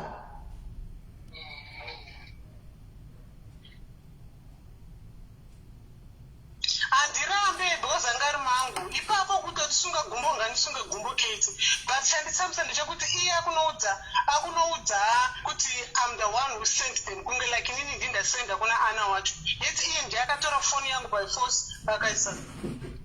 Alright, ndisaka ndataura kuti chikwata chichenga chikwata chemakuwa. Handika, ndisaka ndati mamuri chikwata chemakuwa hapa. Handi mazviona. Iwe wazogumbuka kuti Grace watora information akanopa Kate kuti Kate ndiSelina akadai. Handiti, asi iwewe waona zvaita Grace izvi azvigezesa because amanya kunorumira. handiwana iwe pakatogwa foni yako kuchiswa maaudio kwaana wakadiwa kumanya kunoudzawo Kate zvaita Grace uyu nokuti iwe you are much more even closer to Kate than Grace na Kate. Because inini Grace, I think I last saw Grace in 2012. Kudara ndichiri munyowa ndichiri, I think I was 26 pandakaona Grace ndichiri utomuti, and that was the last time even to talk to her on phone. Ndakakumokona Grace kudara sismeli handitombotauri na Grace pafoni kana zvekuti inina sismeli handina time yekutaura nemunhu pafoni. Vanhu vari mailendo vanokudzai handina time yekutaura nemunhu pafoni. It was just unfortunate kuti pakatanga kuitika problem panyaya dzakaitika pakati peduka. Vane vanhu vavakatrasa but those people wanted to use it because vaiketanoenda pamalive saka hande tinodai. Alright, but even though you are to mari yako zvimwe zvina basa, but you are wrong now. Ipapo Selina, you are very wrong. There is something that you destroyed that you have to fix first before tataenda kumari yako. Hausi kuona here kuti zvikuitwa na Kate chimbomira. Kate chimbomira. Hausi kuona here imbomira Kate chimbomira. Kate chimbomira. Selina, let's put it this way. Chaita kuti iwe ufuna nokuseni wakandisila ma message you try to call nandakarara handiti ndazona ma message yako late. It's because you are now emotionally affected handiti nokuti Kate akata life nesuro. Don't you think also Kate is feeling the same? She's now emotionally affected nekuda kwezvinhu zvamakaita necrew iri rana Grace iri before satapinda kunyaya yemari. Don't you think kuti you have something that you have to do from deep inside your heart kuna Kate uyu, or something that you have to say kuna Kate uyu? Hauzvioniwo? Maybe ndina untu kuona zviri wrong. Inini sisimeli munoziva chinonyanya kundishota ndechekuti chiyeri. Chinonyanyisa kundishota ndechekudaisa chinonyanyisa ndechekuti inini kubva zvandakazvarwa namai vangu kusvika vapinde muno maile. Iwewe Selina Ndachizvara palive. Mira munzwa sisimeli. Mira Kate mira.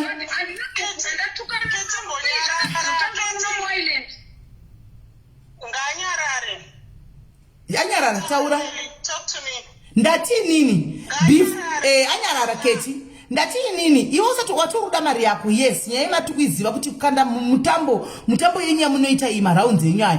Zvinogwadza kuti ukandire mutambo yenyu yoyo. Kana zvodzoka kwauri orga kupiwa mari. Pane issue yemari iripo. Handiti hold on. Imbonyarara Kate. Chimbondirega yeo sajajika. Otherwise ndakuzokudropa inchikudedza iwanwani. Right. Saka iwewe handitika uruda mari yako asi wauyawo kwandiri makuseni handiti because watinda neta mashoko wanyora. I am tired handiti you are emotionally affected nezvikuitwa na Kate zvakaitwa na Kate nesuro. Don't you think also kuti zvamakaita iwewe na Grace na Anna uyu Kate na also is emotionally affected as well? Let's be fair panapa.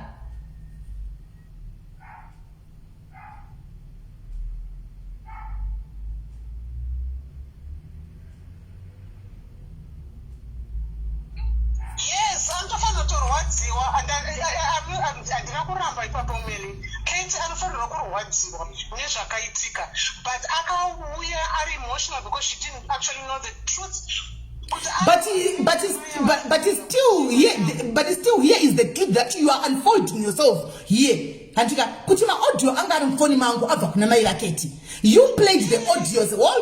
Hold on. You played the audios wakagara neumwe munhu. Anti oigara naye angari bro wako giant the Grace the giant ushu. Anti then Grace akabvuta phone sile bange wa player ma audio iwe. Antika aripo uri kuti iwe akabvuta phone yako akatora ma audio yako zvenharo akasa mfoni make akatumirawo kuna Anna admin we group reku Island. Anditi kuzosvika ma audio adi akando ku group re Island. Andiri kuona saka uri kuona kuti sekuli yacho aina zvinzvenyu izvi ndikade infect nikudze chokwadi.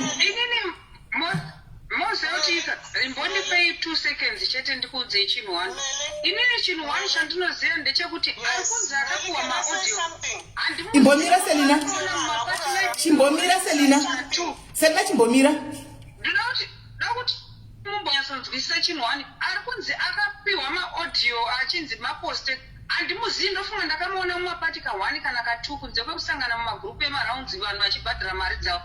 So asi munhu wokuti maybe tinofonerana kana tinogara masitauro nyaya handimuzivi zvekuti I would wonder kuti why angazofile kuti anotori nechekuda kuti ndakuzviposta handimuzive munhu iye muri kunzwa wachona wavaigara vese mumba machona munhu wandakapedzisira kuona 2012 sisimeli tinogara kure nakure zvekuti handitaure ende hapana age yangu pavanhu vese ivavo muri kunzwa hapana wandinofamba neye kuti hande tinonwa kana kuti tinodhaka kana kuti dii kunze kwani uyo pafoni ndiye munhu wandakagara neye mumba mangu and the truth is inini ndine zvandiri kuenda kuedza kuti handezvekuti sisi bhabhu ava vaiti kumba kwavo teko chaiko kunotoriwa nemaproblems ekuti vanonetsana maybe sometimes nemwana wavo zvandaingoitawo namai vangu but inini handinamboita mweya wekuti ndakuenda kunoudza vanhu kana kuti vanetsana nemwana wavo zvakati even kubvira patakatukana pese handina musi wandakambonotaura kuti vanetsana nemwana wavo because taigara tese zvinhu zvinoitika ivo vari kunetsana maybe zvinongopfuura kana tanetsana ndotukana navo ivo zvosara zvakadaro but why zvangu inini zvakuramba zvichimonzi Keti namai vake of which tikada kudzikadzika kuzasi kwenyaya kwekuzoti chakazotriga kuti ndizovatuka kudaro zvanga zvatangira papi nyaya iyoyo yakatangwa nani tinotanga kuona futi kuti still zvakatanga sei but takati nyaya iyi yapera ngatichitaura naye tisiyane nayo mwana umwe ararame life yake ini ndinoraramira pafacebook ndopandotengesa zvinhu zvangu zvandinoita ipapo munhu ngaasiyane neni handishandisi indatineti yemunhu chero ndikaenda ndakashama chero ndikatuka mai vangu sisimeli hazvichinji ndimai vangu hapana munhu anozomboda mai vangu kupfuura ini ndakavauyisa muno ndakazvarwa navo zvimwe ndezvekuda ungokonzeresa and right now kune frakazi yedisaster yefight yavo kudublin handigariko sisimeli vese handivazivi ndongoziva iye chete babhuri but izvezvi right now vakutora that advantage yekuti because pane nyaya yake tine maaudio chichi wese akungosvikondiudza manje mavhi11 aidaiso ini ndine vana vekuchengeta ndizvekutadzisa kuchengeta vana vangu Keti ndakunzwa mninyina ndakunzwa and yo apa so far sorry I'm sorry to say this I'm clearing you zveshuwa panyaya iyi because zvinhu zvakafanana nawo kungowawo kuti guwa radaiso ndoda kudzokera kuna Selina the truth will set you free.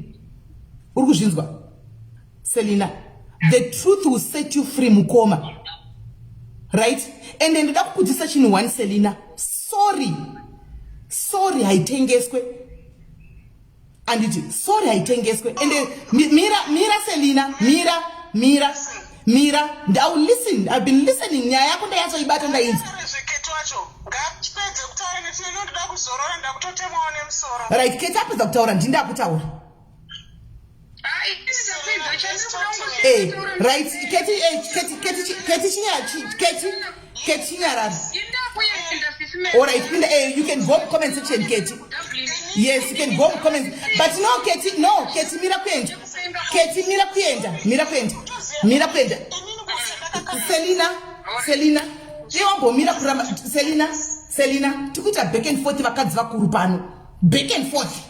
Handiti, back and forth ukudzokera nyaya ndikazoda ini. Mira Selina, stop justifying yourself Selina.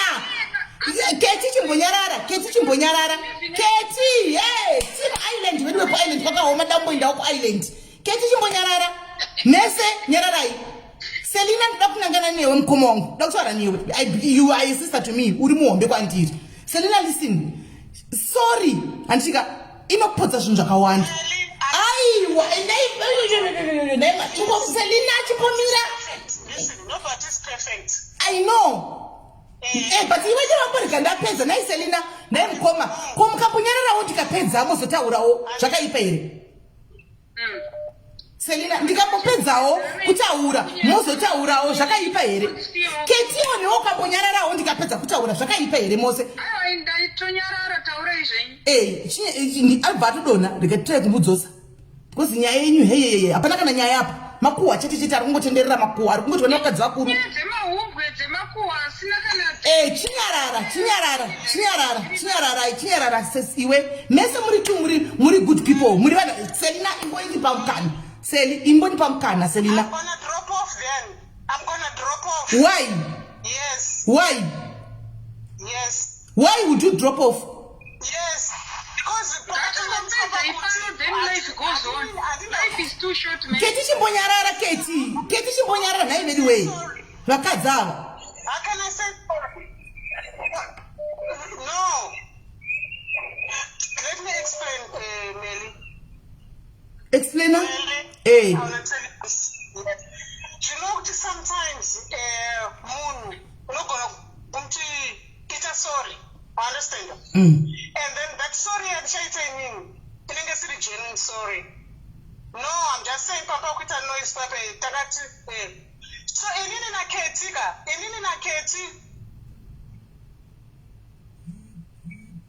Katie, andiblame Katie. Kutama kwese nelavi yakata nezuro andimublame nekuti waona ma messages ndakusendera kumeli waverenga nditi ndamaverenga. I don't blame Katie. So for now Katie nezvawakaudzwa na Grace ndikukumbira ruregerero, but Grace auya kwauri kuzokuhotspota because inini ane mari yangu. So inini ndozoti tichaona time tichataura kuti nditega hedu, but apa ndinotenda Meli kuti at least Meli wandipa free kuti nditaure kuside kwangu kuti rini na Katie we were okay, but uyu ndiyachimuhotspota nenyaya yekunyeba kuti ndakasenda kuelo ainzini, yet iye ndiye akaforwarda kuna Anna and I was there. Alright, wona Selina Mkoma. Sorry about that. Alright, wona Selina. Urikona zvikuitika apa. Relationship inoda kugadziriswa ndeyako na Kate, kwete Grace na Kate, kana kuti Grace newe. Andiri kuona. Saka iwo ukati sorry yako Kate, but waka asi uriwo wabvuma futi chima audio akabuda mufoni mako. Hausi kuona kuti but yawe yare condition here Mkoma.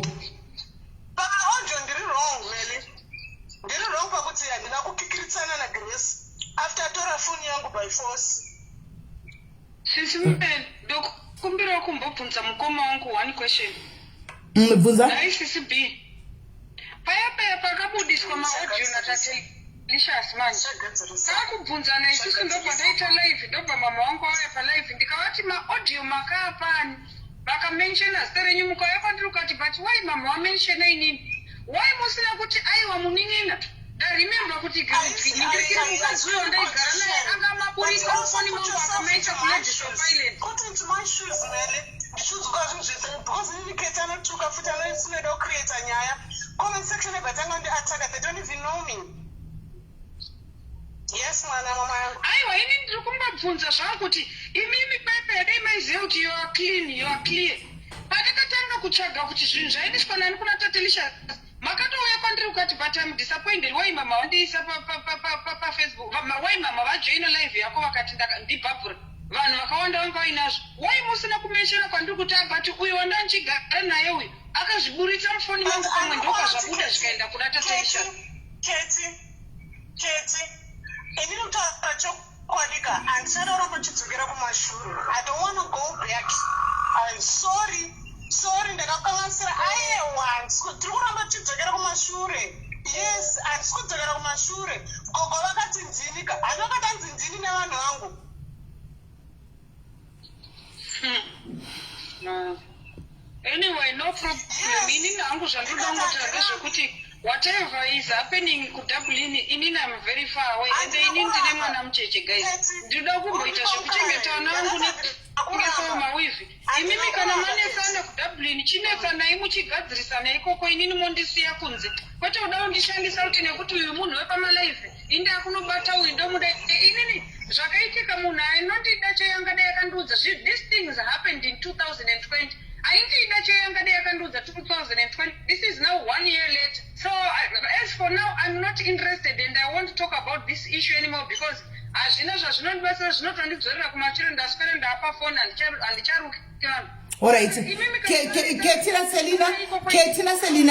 Ketina Selina, right? Ndokumbura kuti chesoka.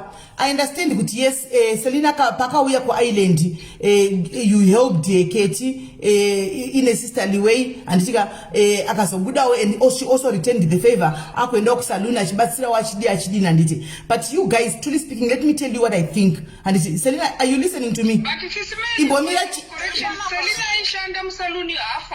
All right. All right. Why was that in the remember that Taku Island at Tigari Cocket? aiwa inini Kate remember andigari kuisland ndikutaura zvandandahwa zvitaugwa pano ini andigari kuisland handizivi okay saka alright Selina alright makashandira alright kumba wakagara naye wakamubatsira ntika akauya akagara nese uku akakushandira futi kubasa uku muchibhadhana mari zvakanaka but you guys clearly Selina ufriendship hwenyuka huri toxic hauiti nanichikumbiro hazviite here kuti muchisiyana zvanhasi kwete zvokuchisiyana zvekunyepaka zvachose Kate ubva wabloka Selina ubva wabloka Kate handika Selina, you stop talking about Kate. Chero kwa wanzo zitati kuti Kate richitaurwa ka furatira uende kutoilet kana kufuratira umbo tangunyepedza chana phone. The same applies nekuna Kate ukanzwa pachitogwa zitati kuti Barbara. Newo furatira usene zitati kuti Barbara. Mumbo ita mwe nomambo ita life yake. Musiyane nekuita izvo azvigonere. Ini ndikaona kuti it's too much I just block. I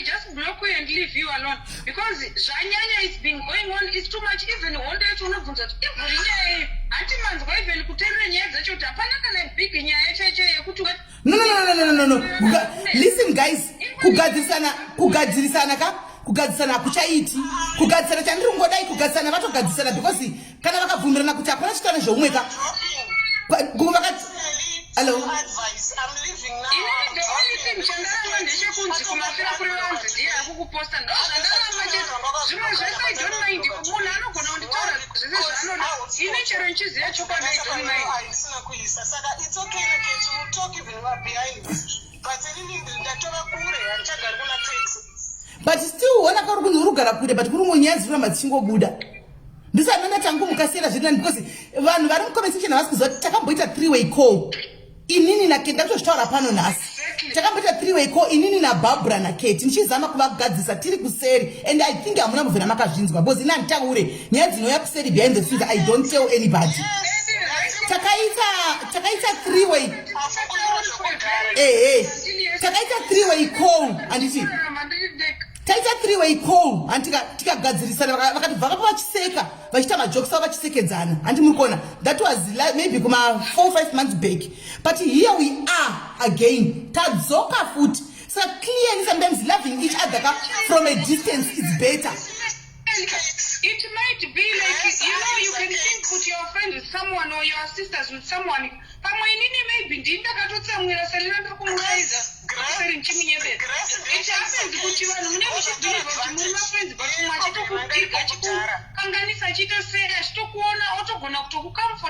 life is like that, but in life is too short. Vanhu vari kufama zano inini kana ndakashata munhu ngaangondisiyene kushata kwete kuda kusvikotuta vamwana vese kuti ngatibatsiranei kuenga uno kana kuti inini ndoti ndavenga Serena koka vanhu vese yaitibatsirane kuvenga Serena munhu wese nefree internet muisland ini ndakatanga kuenda pamalive ndega hazvipe munhu wese right hold on pane munhu adataura newe ningikiri pane munhu adataura newe Selina asiri Kate all right don't thank you very much I really appreciate all right yeah you guys hello Brenda hello sisimeli muri saying ndiri right abva adonake Selina wacho futi kwadonhere izvi ngadzokezvi handisi kuziva ngadzo it's getting hotter now auya adzoka auya taura kunaye but musatukane ayo Kate aenda Selina problem hauteereri Selina problem hauteereri Kate aenda kudhara problem hauteereri unoramba uchitaura mwe munhu achitaura no Kate aenda Kate is gone ndiningikiri enjoy ndada kubvunza kuti nhai Selina munyadza kwenda kwana papini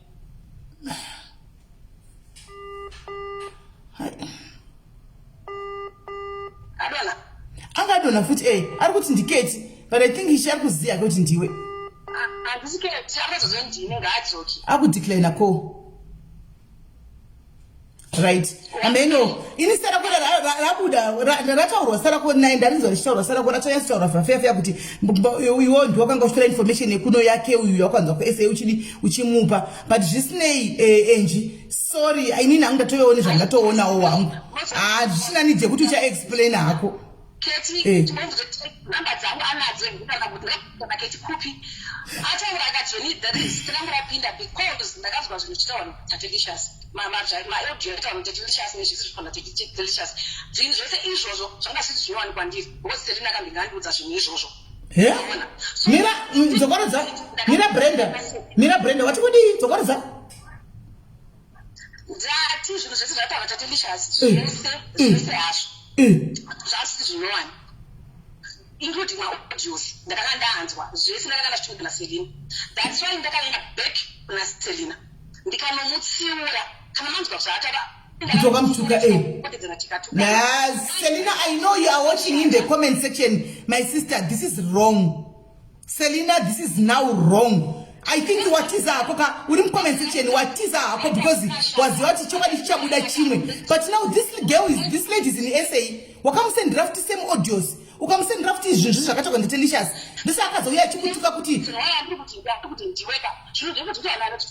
delicious ajisi zvinowani zvese wakandiudza zvikanzi ezvo zvese ndakakuudza kati chaida kuti ndikazvakamufana ndoya pauri wewe ndichikuudza something ndakuudza something wozonzwa zvinhu zvakuda somewhere else unofunga kuti ndiani because inini handina munhu wana ndakaudza kana ndakapa ndiwe wakandiudza ndatsai ndadzoka pauri ndikutsiura handizozivi zvavakaitira nekoko ailine ikokoko kuti hanzi inini ndazopinzwa naGrace mukati neGrace handitogomuzivi saka ndakupinzwa naGrace mukati ndapinzwa naGrace mukati sei which means kuti iye ndiye ava ndati kuna Grace ka because akazondifuna naGrace ndiye akaudza Grace kuti enji kunditizvoni kuti ndakaudza tadelicious akapinza vanhu vakawanda of which inini handatomakuwa ndakanzwa zvinhu kuti tadelicious palife ndikaenda paari direct ndikanomutsiura iye direct handizoita pane chakashata here ipapo no ndosaka ndakutega ndosaka ndakuti uyewo palive because indozati ini chandodzenyaya dzemakuwaka kamudangoti makuwa apere guys zisarega reinvolved ka riedhei panyaya mose muedhanai mucheck conference kou mose chokati chinobuda pachena handimukona iko zvinoti tambonzizvo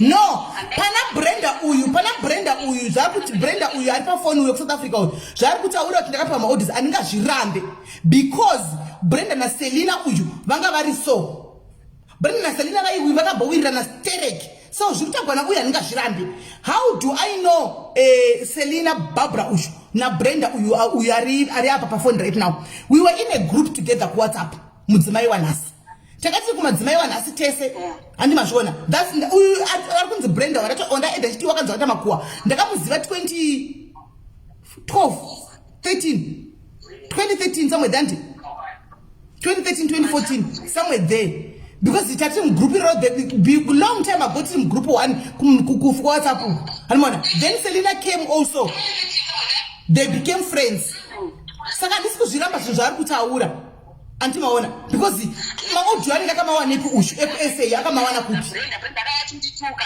and yes ndakamutuka Stina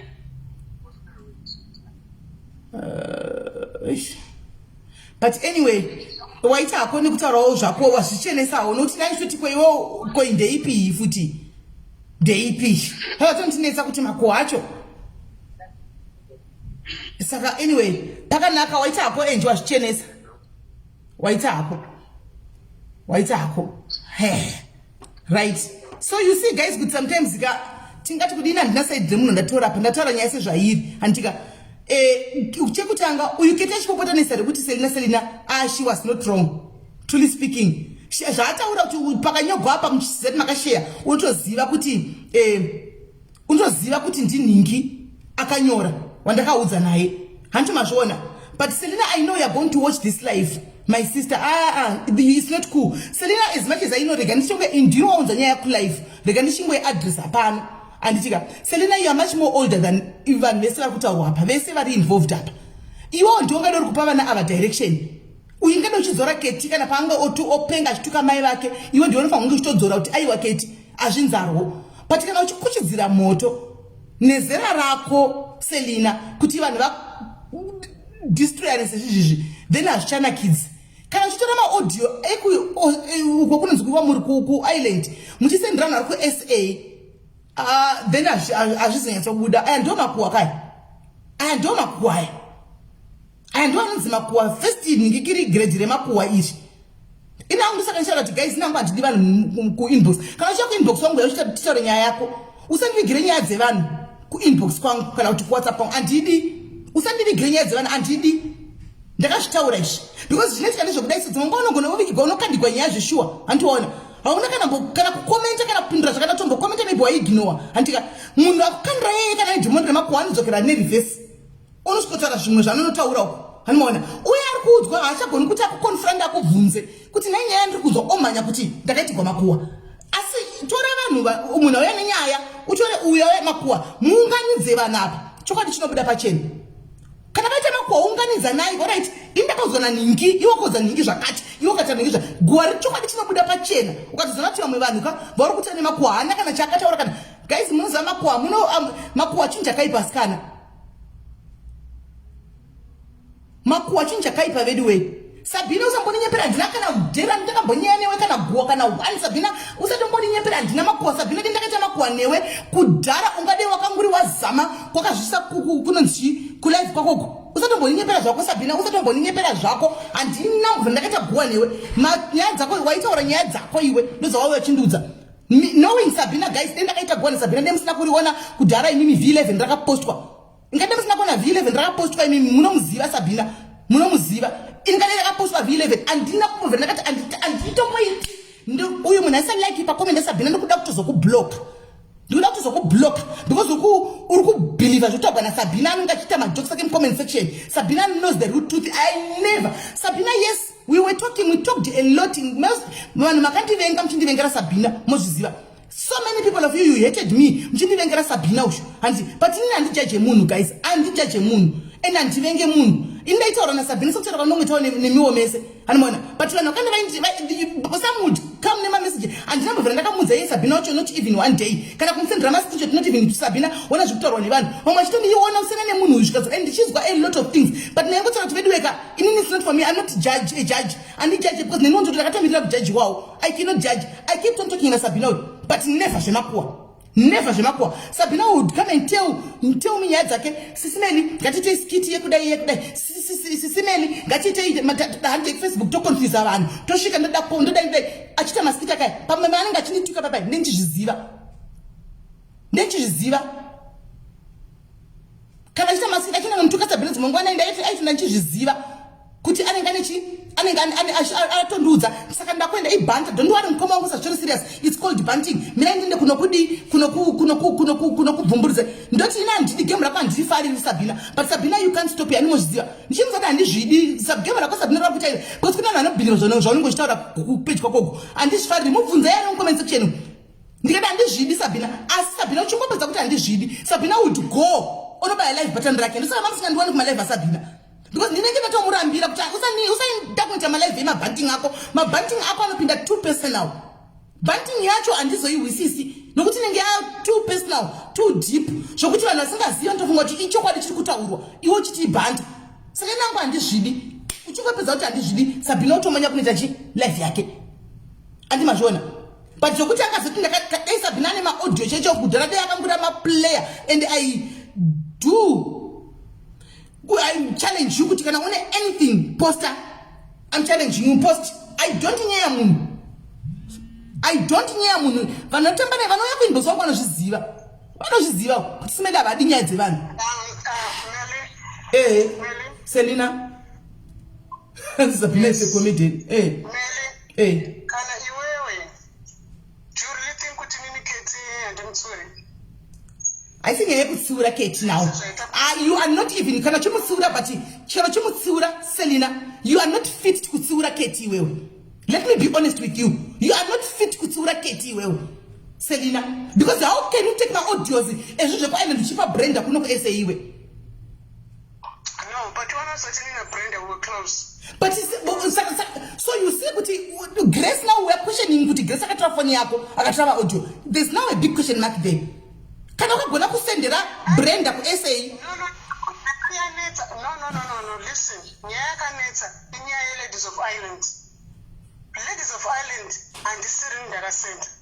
Katie was getting married with Yakanda Sepa LOI. And then I told her, no, the Grace, I'm going to saying in the Syrian. Brenda was not in. Brenda was not in. Brenda implicated on the Grace. I never even mentioned Brenda's name. When I mentioned Brenda, it was Grace. South Africa, and South Africa, my friend, is Brenda. But you changed you changed the story as well. Remember, to me, you said Brenda akauza Grace akahotspot on a Grace. Brenda is saying I don't even know Grace. And Brenda kuti zvinhu zvakatagwa naTelicious. Zvinhu zvandakanga ndakutozvinzwa ndakanga ndambosvipiwa newe kudhara. Ndosaka ndakauya ndikakupopotera kuti ndiwe wenza kuTelicious because inokambondipa ndikuno kuSA ko wazviitirei. No, Meli. That's all I'm saying. I never gave Telicious anything. I didn't. Kana muchinda kunopa zvinhu mina ndikutaurire Selina kana uchinda kunopa zvinhu kuTelicious ka hapana munhu anganomboenda vhere nereal account yake because Telicious sasa Telicious kana zvakakwidza musi woyo anongoya nescreenshot oti vo andiona saka munhu anoenda kuTelicious kunompa Telicious nyaya kazhinji munoenda nemaghost accounts saka Telicious would never know kuti ndapiwa nani. Telicious izvo zvichakata mubvunza kuti wapiwa nani cheko chako munhu akatomupa cheko chako might not know kuti akapiwa nani. No. Because maghost anenge achioperate. You're misinterpreting me. That I did not send Telicious my audio. I did not send Telicious my audio. Telicious knows when I come from my audio. I did not send Telicious my audio. Me and Brenda were friends. That's all. When I implicate SMS and I to me, there was a Grace, was Grace and Mariam. That's all I can say. And I'm wrong for it. And you know, for Katie, could you know in apostasy or Julia Kukupi, Kuna Ladies of Ireland?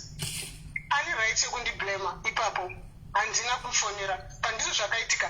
There's all what's Opakuti, Grace out, spotter Katie Nema.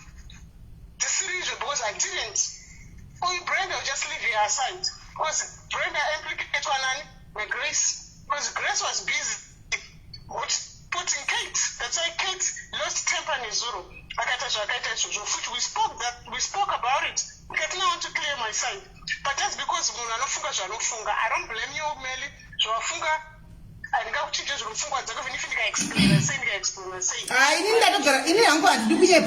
Andidi kunyepa ndidi kutombonyepa mningi ndati mukoma ndatongoshora panyaya ndasizwa Brenda kuti ma audio nenyaya yose yakabuda kwa Telicious it was not new kwaari ndikati wakazviwane pakatanga kapiwa newe saka ipapa ndidi kunyepa munoza ndatoita confused je and wandi disappointed Barbara na mai nangu alipachuri kudai so wandi disappointed I'm sorry I disappointed you. I did not send Telicious anything concerning Nyaya Katie. That's all I can say to you. That's why there's a sacrifice that I must come there and clear myself. I did not.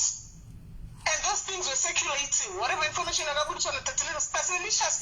So now, okay, listen, okay, Tashinzwa. Now, the new information came out, right?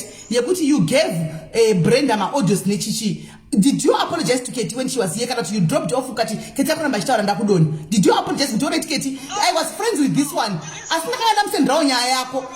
Brenda we are SAU my audio South Africa Katie is getting upset. You understand that? And also upset because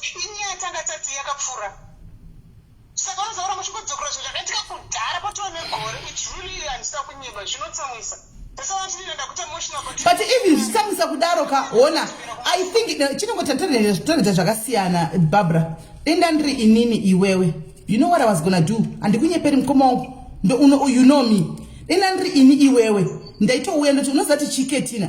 And I just want peace between us. For whatever that I've said, whatever that I've did, my sister, I do agree. Ndregerereo. And shema audio acho akabuda and what not tengo jito mukufara chiti tukufara tinaza tunopa zinoshika and then you leave it like that. Ketanga singa popi tishinida kuri. ketanga singapopoti zvinoenda kure kana live button ketanga singa aigona ngokuza kuti ndanetsa newe nenyaya dzokuti ungoramba chitenderedza nyaya dzangu antu azviona obva ati chinga tichiparadza naye pakaita live zvese I didn't know that Grace had said things to Grace. I didn't know. I was trying to call you yesterday after the one live ndokutuka futhi ndikona khetha nditexela akandisendera message immediate uyenda kusendera then I got upset ngati futhi ngiyayela futhi munhu ari kundiowa asino akundira mari yangu even zvakuno hotspot keti kuti Barbara I think I've got I think she's your friend ari pa phone apa I don't know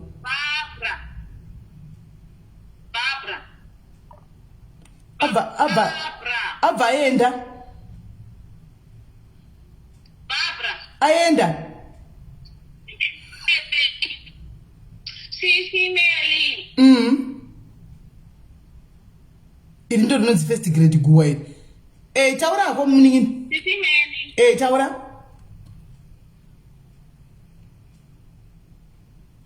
I don't know sinda network yake uyi network yamunonetsa Selina yasodona sipangonzwa uyu achiti Barbara abva adona but uyu adonzwa network uyu and Grace angari pane zvitaitowa zvimwe Grace uyu akauya pano katinowa zvimwe guys Grace akauya pano tinowa zvimwe ndikutokuudzai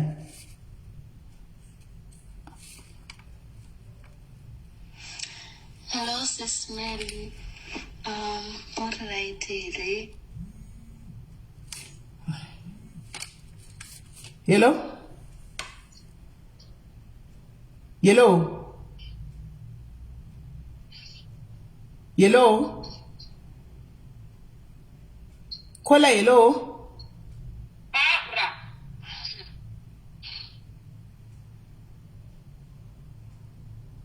Kola hello? Phone yake iri kunetsa iyi. Network yake iri kunetsa. This is not cool, guys. Truly speaking, this is not cool. Hello? Hello? Hello? Kola hello?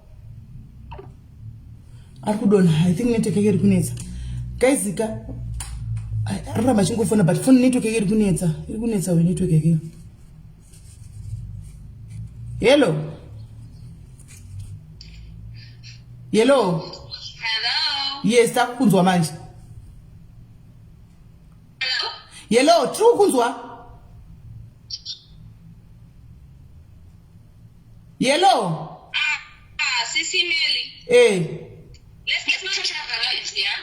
Let's not tell each other lies. I live with Barbara in my house and I called you. My name is Antoinette Scott, the same one that Barbara tried to not mention. She mentioned my name as Tony Scott, all right? We don't need to tell each other lies here.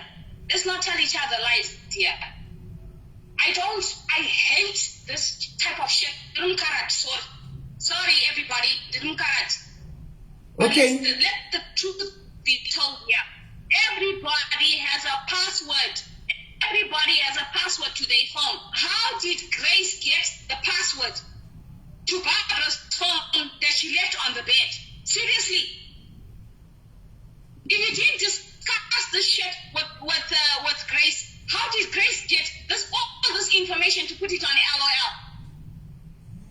She just needs to stop telling lies. She needs to apologize to people because even me myself, I don't want to go too far. Because I stay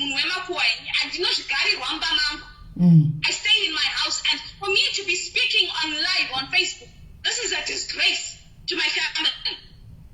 Barbara knows my family very well. The same family that she's talking about immigration, her papers, etc. And yes, Barbara, if you want to mess me about, the whole nation is hearing this. We'll sort each other out. You know who my godfather is, and you know who my uncle is. And I will say it again and again. So you've got an uncle in higher places. Mention my name. Don't you ever. And Cecilia, you are not wrong at all. You are not wrong at all. You need to start talking about people's life. When people help you, you need to learn to appreciate it. Appreciate it and start talking shit. When you come to somebody's house, whatever you say, shut your mouth. Get out the door, go to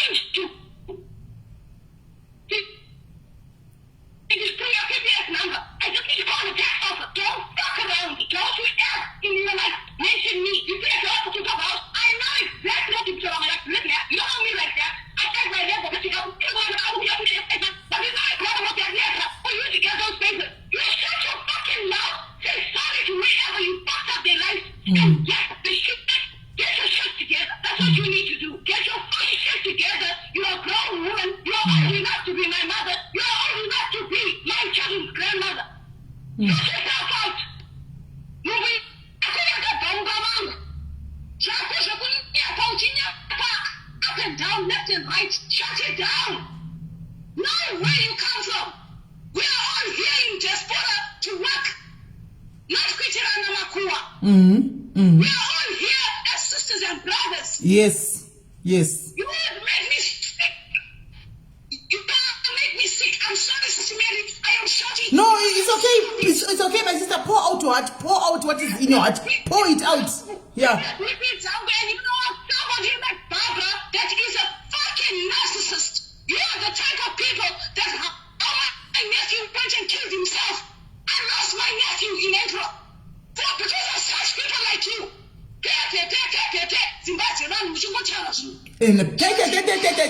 Barbara, Zimbabwe. Go ahead.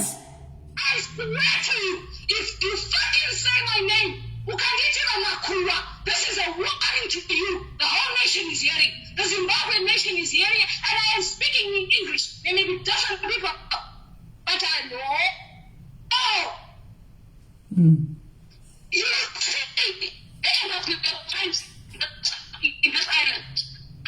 It's too bad on my children's life. I swear. I will see it. I'm talking in my house. Make sure. I make sure you respond to you are all over the place. You just said one suitcase, and you never fucking lied to me. And you told me that you are coming back from Dingle. You weren't coming back from Dingle. You are coming back from fucking Grace's house because you had an issue with Grace. But you lied to me.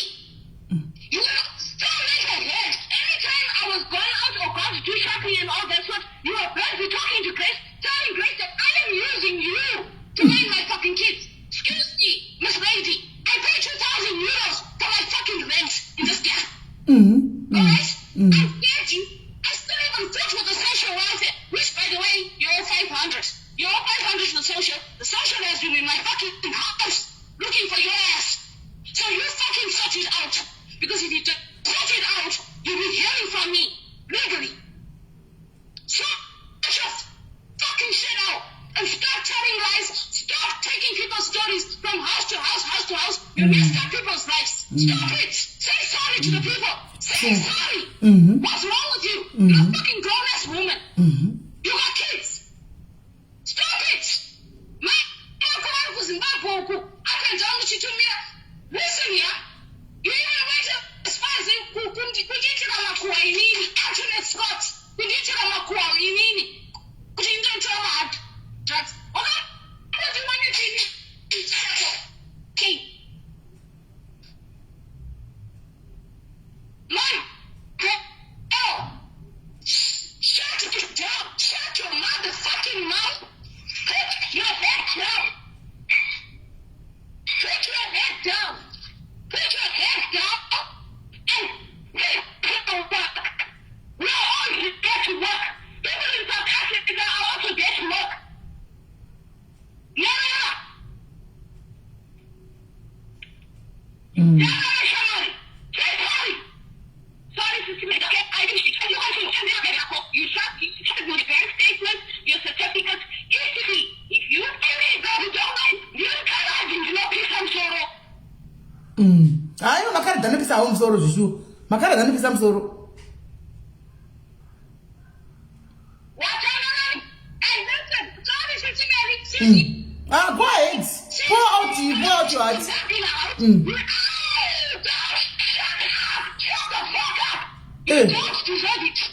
If I want right now, this present moment, I will fucking sue your ass. I will sue your ass and you will give me the money that I deserve.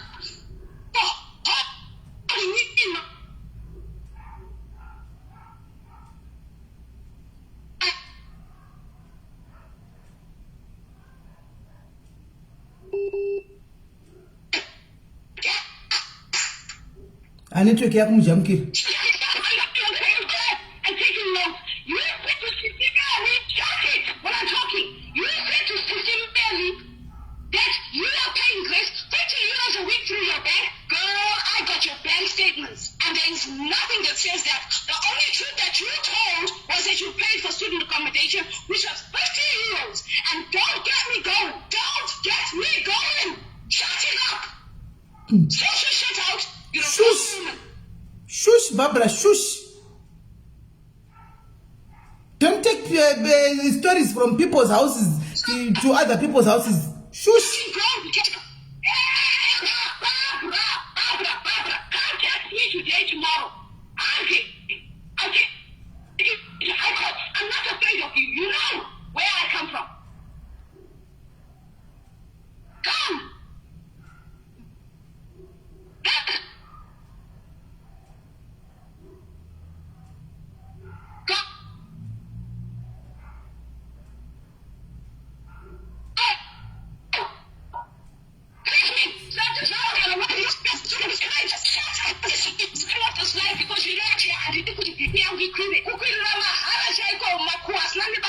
Shut down. I'm off this life. This is the man. Thank you. Mnina wapora kapa moyo papa, right? You are okay now. Are you okay? Avado now, right?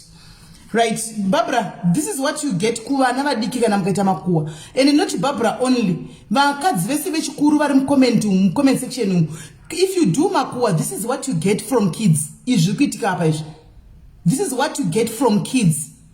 Saka zvimwe zvacho navadzimai makuruka ngatizvibatei. Tisaoni kuti mukati mevana vadiki mumakuwa nevana. Vana vazira pa Facebook apa, vana vadiki. Mazera madiki samufunge. Panoitwa mazita evanhuka, vanhu makuru dzorai, dzorai moto, dirai mvura. Musakushidzira muchidai kana zvobuda kunze, unowanikwa uri mukati memakuwa evana ende zvozonyadzisa. Mukona zvikuitika. Barbara asi mwana mudiki guys, Barbara munhu mukuru ari kuma late 40s. This is not cool izvi. Hazvina kids izvi. Iwe Sabina ndinakuzviwa zvangataura iwe. Zinandangu achiti usatore makuwa kubva kudzimba dzavo uchisa kudzimba dzavo vanhu ende my uncle, you know who my uncle is. Anditika ende hazvina kunaka. Ndozvandava achitaura.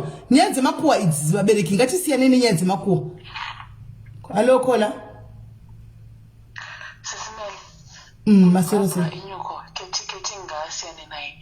Maona panga charanya ikudanzi Grace na Judith achitanzi ndakanotaura na Judith nyaya kuti Grace ane mari yangu ndikamuchumuudza kuti akazandipa mari yangu amugonto expose pa Facebook but paakazi ngaakubvunzwa na Grace wachona azviramba nyaya yekudanza ndataura kuti ndichamu expose panyaya Facebook vanhu ivava vakatonetsana pachavo.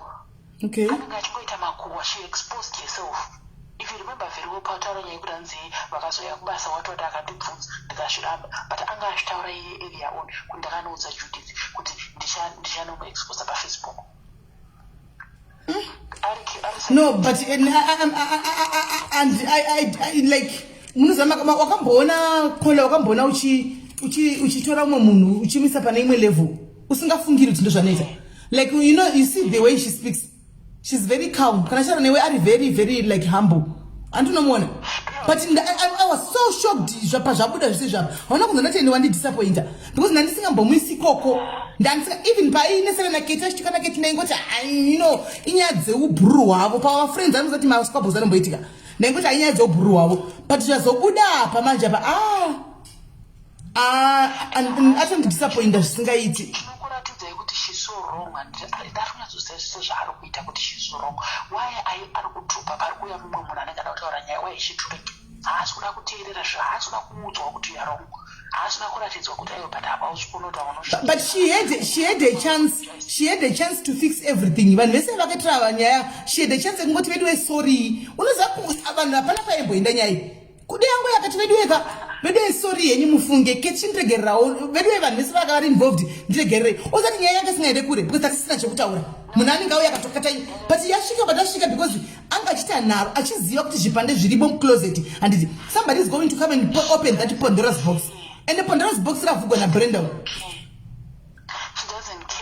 She cares about it. Hanzi pilaini ngirikiri andiseti nando anoiziva vari piko andiseti naye kuda kundinyimisa chibhodhoro andiseti nando makuwa ngaindiva kutukewo uda kuita makuwa panapa andiseti nai ina handisi kuverenga makomenzi kana ndatogumbukawo nenyaya iyi ndatogumbukawo ufunge nenyaya iyoyi kuti ko zvino zviri kumboyatsofamba sei ndatogumbukawo nenyaya kuti but hazvidi kudaro so unoziva pauchi vanhu vakuru kudai hazvidi kudaro ende kana zvaitika lese zvaitika pakutsiura napapa ngativhumei kutsiurwa ngativhumei kutsiurani hanimaona ngativhumei kutsiurani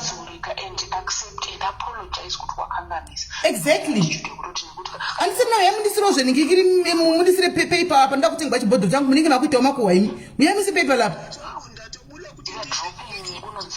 phone uba Nkola mathi ansina ndatobuda kulive kuti tinoitora ku WhatsApp PayPal kuti ndizokuita alright ndafika mabuda alright ha guys asivedwe ingaite leseni Grace Grace akatouya panozobuda zvinhu zvakatokomba ngazvitodika kuya yake hanzi yadwile sekiwe Sabina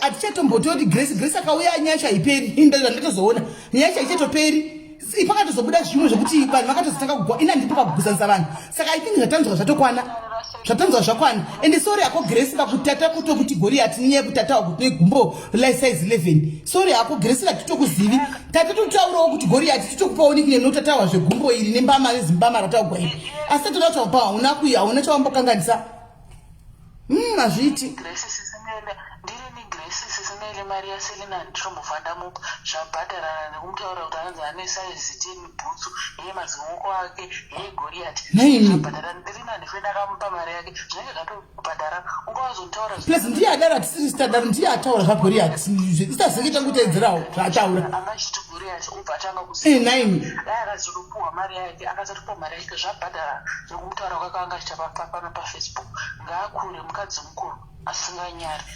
Thank you, Kola. Thank you very much. Alright, zvakaoma. Bedweka inaunda nyara mina ku pantoka gono totiza guys. Pana kuti akagore munhu ndotoma rova speed. Mazvona zvaitika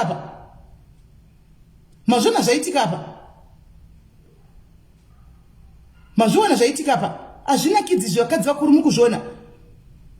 One day, munana even nyanzi gaya mutsakari zvakawanda. Ngoti enyu vakadzi vachi vakuruka ndio vave machampion emakuwa even pa Facebook. Vakadzi vakuru ndio vave even machampion emaghost acho pa Facebook. Hanimaona andisina makoza ndikutora vana ukufona andisina makoza ndikutora right now. I'm not taking any cause. Vakadzi vakuru vedu vegatitsiura nei vasikana tinzwisisane. Ndisitave machampion. Andichika emakuwa pa Facebook. Vana vadiki ava isede kuti titodzora titori number 1 isusu kuita maghost account tishinda kunorudishenye vanhu nyaya. We stop it guys, stop. Mune vana vamwe venyu vasikana vatokura handiti vana vanotedzera zvamunenge muchiita zvimwe zvinoitika automatically nekuti mwana wako handika unogona kuzitoguwa kurova mwana kuti mwana makuwa wangu akakumawana pi makuwa akabvepi iwe mai ukanga mauti waenda kuitawo makuwa waitawo makuwa pa Facebook handi mazviona zvimwe zvinhu takuda kuti tichitsiurana vasikana chokwadi chakanaka tangoda tichitsiurana vasikana mazera machembere ma40s muchienda kumberi kutokura mufunge kutokura musi kukura mudzokera pasi kutokura tichienda kumusoro bedway anditi aiwa ndichatombotori makozi chenai because tingatozowedzera and we should also understand kuti iye selinaochona munhuwo handika chero akachita makuwa acho iwayo but munhuwo hatizodi tapinda mudepression nenyaya dzinenge dzakutaugwa nevanhu pano zvatokwana izvo zvatotonzwa izvozvizvi animaona zvatokwana. Let's stop it guys, let's stop it. Selina uri munhu mukuru, stop it. Makuwa anonyadzisa vakomana kubvunza makuwa muchichi pachibudenyedza kona ona wangouya nenyaya yapo zvakanotoda kuzviclear but pazobuda vanhu vakasiyana vachingodzoka nenyaya dzemakuwa same thing. Wena ndina kuti vanhu senda kunopa anyone makuwa enyu asiwo indangoti inani angarigi kutaura handika inini inani kutaura zvandinobhiliva mazviri just because munhu chati ndikuregesa vanhu kuti vanoisa makuwa kwanoda kunoisa. It depends ne-individual handi kana uchiona kuti zvinokuitira inini peji rangu rakasana mumapeji handi ndikaendawo kwachihera ndio kunotwawo zvemakuwa handiti ndoteererawo makuwa asiwo pano mukauyawo pano ini ndinongokudzaiwo chokwadi chandini chingofungirawo hachiputsukama. And one thing for sure, chero vane content dzemakuwa they will not be offended because vanotoziva kuti kwasimeni hakusiko kuita izvozvo saka vakatsiurawo ndo content yavo. Kwedu kunoku izvozvo guwairo iri vanotoritora kuti ndaonaro ndo content yacho totonozara futi tichinoteerera anti mazviona. Saka asi vakadzi vakuruka, this is so wrong. Mufunge, this is so wrong. Fair is so wrong.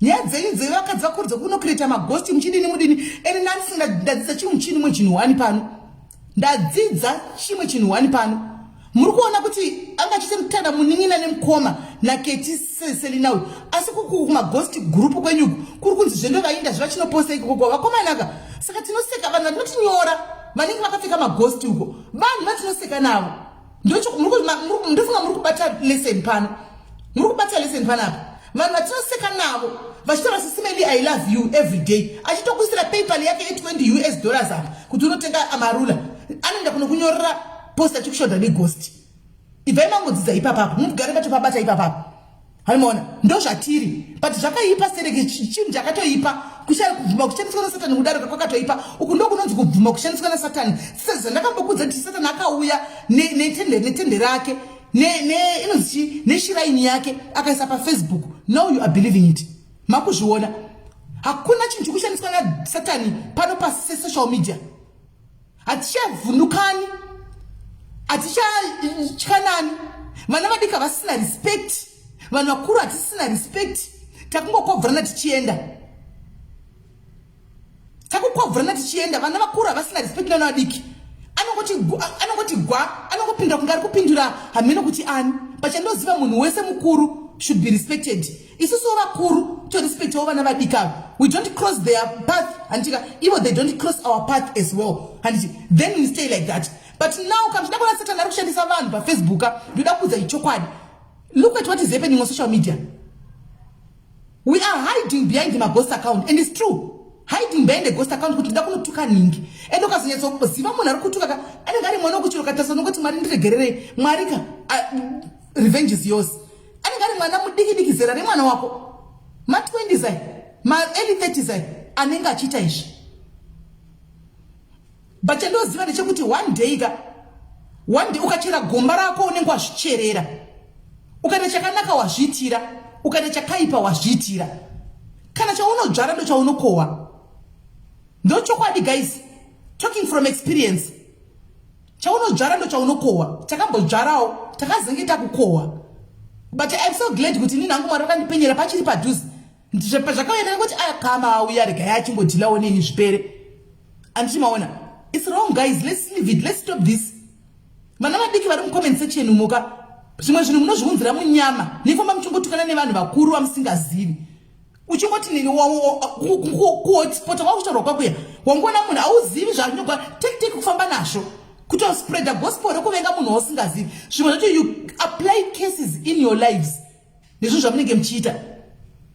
Antimazviona isusu vanhu vakuruwo zvakare the same applies to that.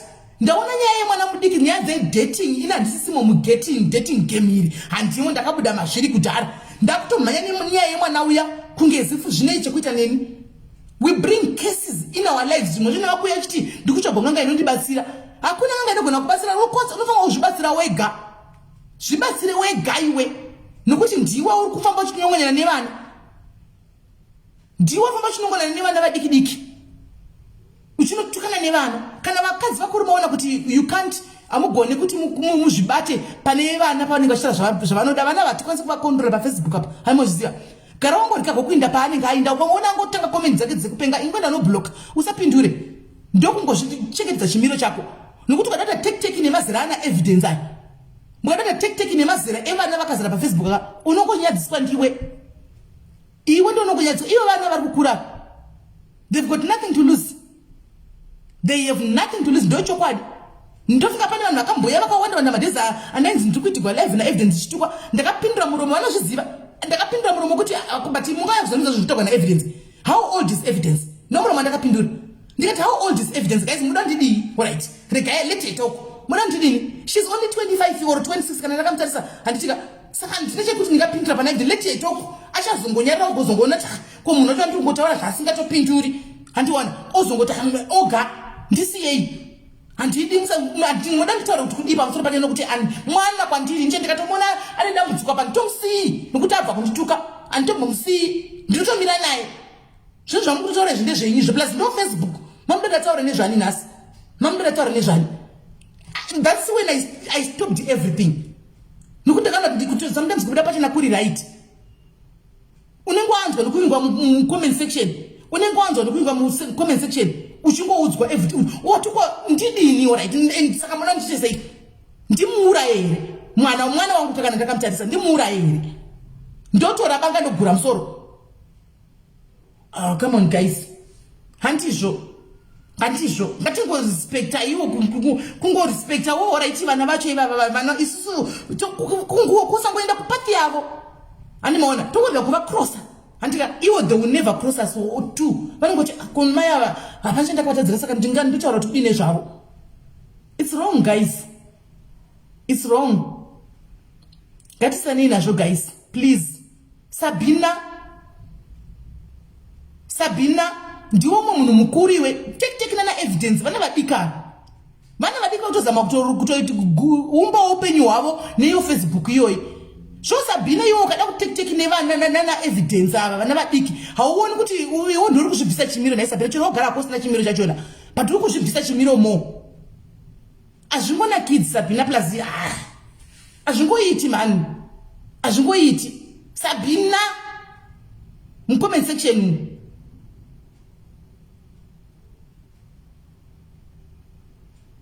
Sabina sena nevana takukumbira kudhara Sabina tikati Sabina chirega zvekutukana nevanhu zvichiita zvemafitness ingaone chipo chepinonzi chiyake anoita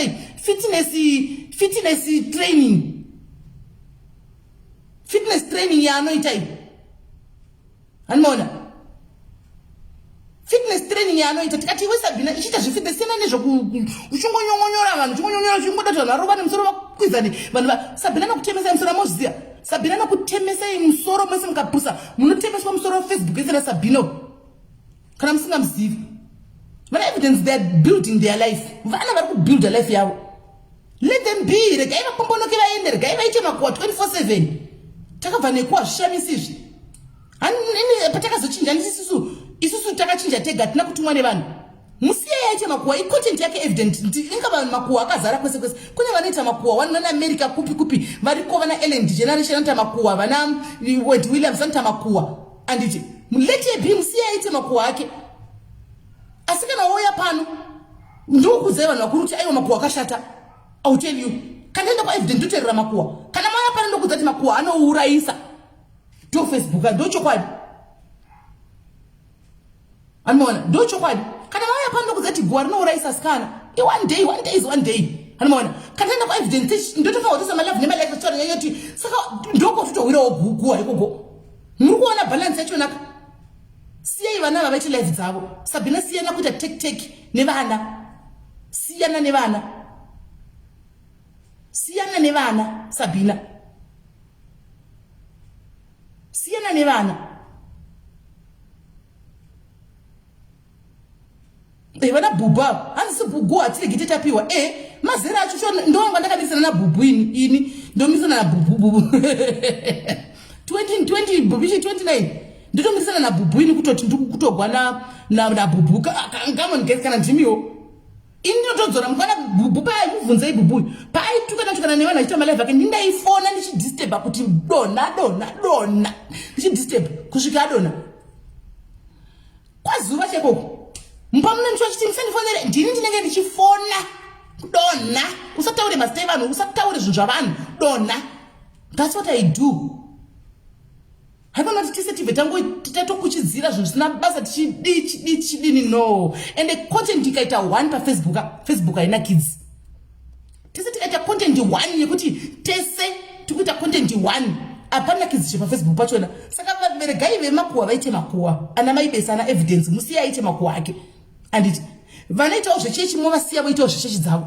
Handiti vanoita zvichida zvakadaro vanoitawo zvechikapa vana mhosva movasiya voita zvechikapa chavo ikokoko andimaona moitawo kuna natitudza kunoitawo zvinhu zvinokwazvo mwaona simeni vanopota chisanganisa andimazviona anzi nomo mari haiti chero kandakakunda mari haiti uchitega kumba mari haiti ndakudza chokwadi naye sabinotauroi nongo kuti wangachitengerai mutikete naye sabino nongo chitengera vanhu vako mafans ako anenge achikuroverera maokoko anove futi madiaries so ukasava pane mhene ako ndiwo vanongoiga kuinda ine ndiriko. Asi siyana na evidence Sabina, siyana na evidence, siyana nokuramba chingotukana na evidence every day Sabina, siyana nazvo, siyana na evidence, siyana na evidence. every day uchingotaura zvokuti ndosaka iye achikudherera every day achingokutuka every day because ndiona mudena ukangomuona unotanga tek naye kwakomona unotanga tek naye kwakomona unotanga tek naye siyana na evidence siyana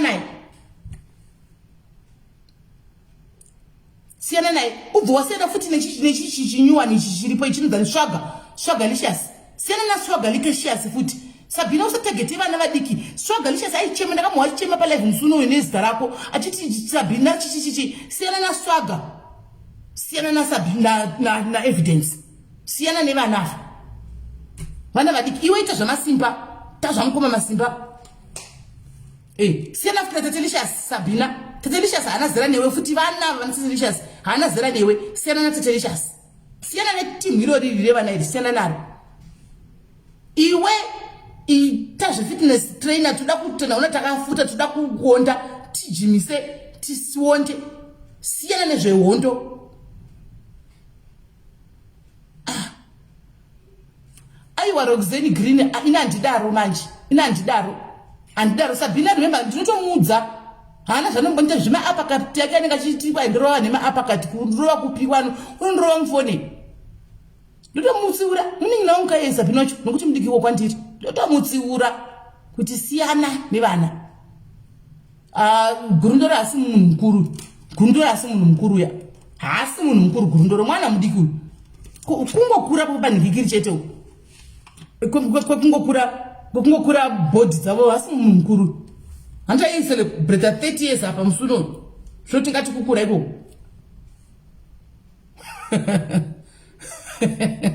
ine zvaita teuta Sabina ita zvaangu fulawa vanonzi muankulani ita ndamutamba naangu Billy Sabina ndamutamba naangu Billy uko ndamutamba naangu Billy kokoko ndochakuchaku namukoma masimba ndovako ivavo uchituka isusa nasimeli tisu mazera ako uchitibharura ikoko sina nevana guys. I hope mandinzwa Sketina comment section. I don't know, I'm not going to tell you what to do, but truly speaking friendship yenyu is toxic. They mango blockana and you love each other from a distance. Shokusha yosora mchifonera mchididi makuwa anongobuda futi nokuti sevan menyama kana ndazofuta ndakaregerera munhu akanifonera I'm tempted zvakare kudi kukuudza zvinhu zvikuitika ipapo andiona saka bekutongo avoidaka varai Ketina just block Selina and move on upenyu wako nokuti Selina aramba kukura Selina awo iwewe blocka Keti uinde na upenyu wako mberi chigara woga kwa island nokuti island ukuona isinze zifu munhu wese antika munhu kwa island muse isinze zifu munhu wese kwa island ane problem niwe saka chisiyana nazvo siyana nechiita zvako wega wakushanda iwe chiita zvekubasa kwako usiyane na Ketina anzani mukaradhangara apa mukeda anzani Antoinette Antoinette nana Grace siyana nevanava iwe ita life yako uri one siyana nekuti panotogwa masitawo chako usawani kuchimira panotogwa stari munhu kauchida kugara zvakanaka kwa island ikoko otherwise unodzoka kuno kwakatisa kupidi kukwatisa mudenga uko chokwadi nditutaura chokwadi musadaro so ngatisiyane nazvo izvi vasikana imi vana vadikiwo respect yevo vakuru mukufambawo uona munhu achitatete kutotesa munda kuprofa undisa mwana uchuti David mwana uyu uona munhu uchari kubvumburudzwa mai mwana munhu mukuru zvake anga achibvumburudzwa munozvivigira munyama asikana musadaro and isedise vabereki hatisogoni kuramba takakubatirai zvigumbu tiri vana mai tichingozoseka nemimangwana tikakuonai kuti asi azvitombo pandangotogunun'una ipo pakamuka chigumbu kanotomboitika pane something chitomboitikawo kwauri saka siyanai nazvo guys ngatingofarai mani why can you not fara tikaenda kupeji kutonofara tobva tienda kupeji kutonofara tobva tienda kupeji kutonofara amuzviona kuti zvinotibatsira mukaenda kumakuwa kwacho no problem go and listen makuwa just go and listen makuwa muchisekawo handiti zvinenge zvakangonaka zvonyadzisa guys fair it's disgusting zvonyadzisa it's embarrassing guys indapedza dzatu 6 yuhi adiselina vari kupinda manje nelife yavo mati sisi Petronella samati Sabina chero ndikaita 52 zacho zvari kundipa idzo it's fine ne52 dzangu kushamwari kukura kamfana nzongo yakareba inyasha dzamwari inyasha exactly Roxine mazimba kuungana chite problem ndisaka ndichitaura kuti inini hangu andina community yemazimba ndinoenda kunoungana unless zviri zvefunction ipapo pandadedzwa kana ndidi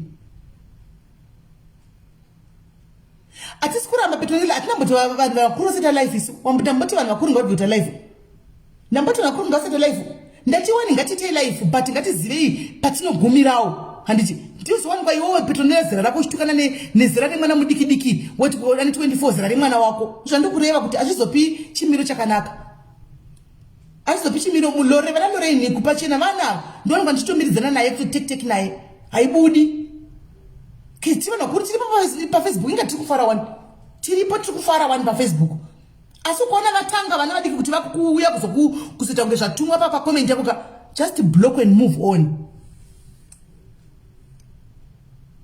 Block and move on. Chete, pana kuti take.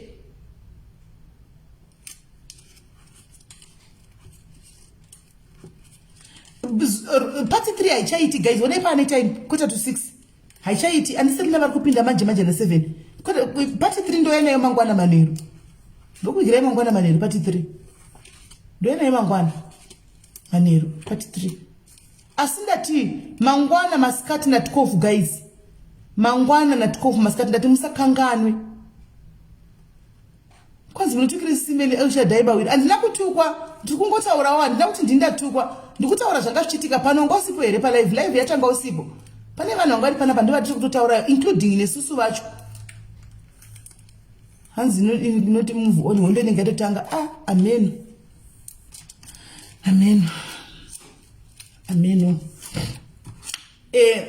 andiseti nava kutanga na 7 guys zatoyo kuita to 6 saka vanotanga manje hanzi tenga zvibhodhoro vangu diku kana yatouya nhasi kuzvibhodhoro nditonotenga nhasi nditonotenga nhasi kana yatouya nhasi tonotenga chibhodhoro changu mangwana kuita pafriday ndine ndichitomwira panapa hanzi siwo vanhu vakuru vana vadikile tinotidena vanhu vakuru ngatitanhedza tinosvikira. Thank you Terry, glad is coming from mwana mudiki akafanana newe. Naivoni vana respect us please, but the respect is end nemi vanhu vakuru enewo itaiwo respect asi nai vana shuwa chisiregayo kuti tukai mivana chisenai nekuti tukai sichemberi tichakudonerai one day neBP apa mukazozvidemba.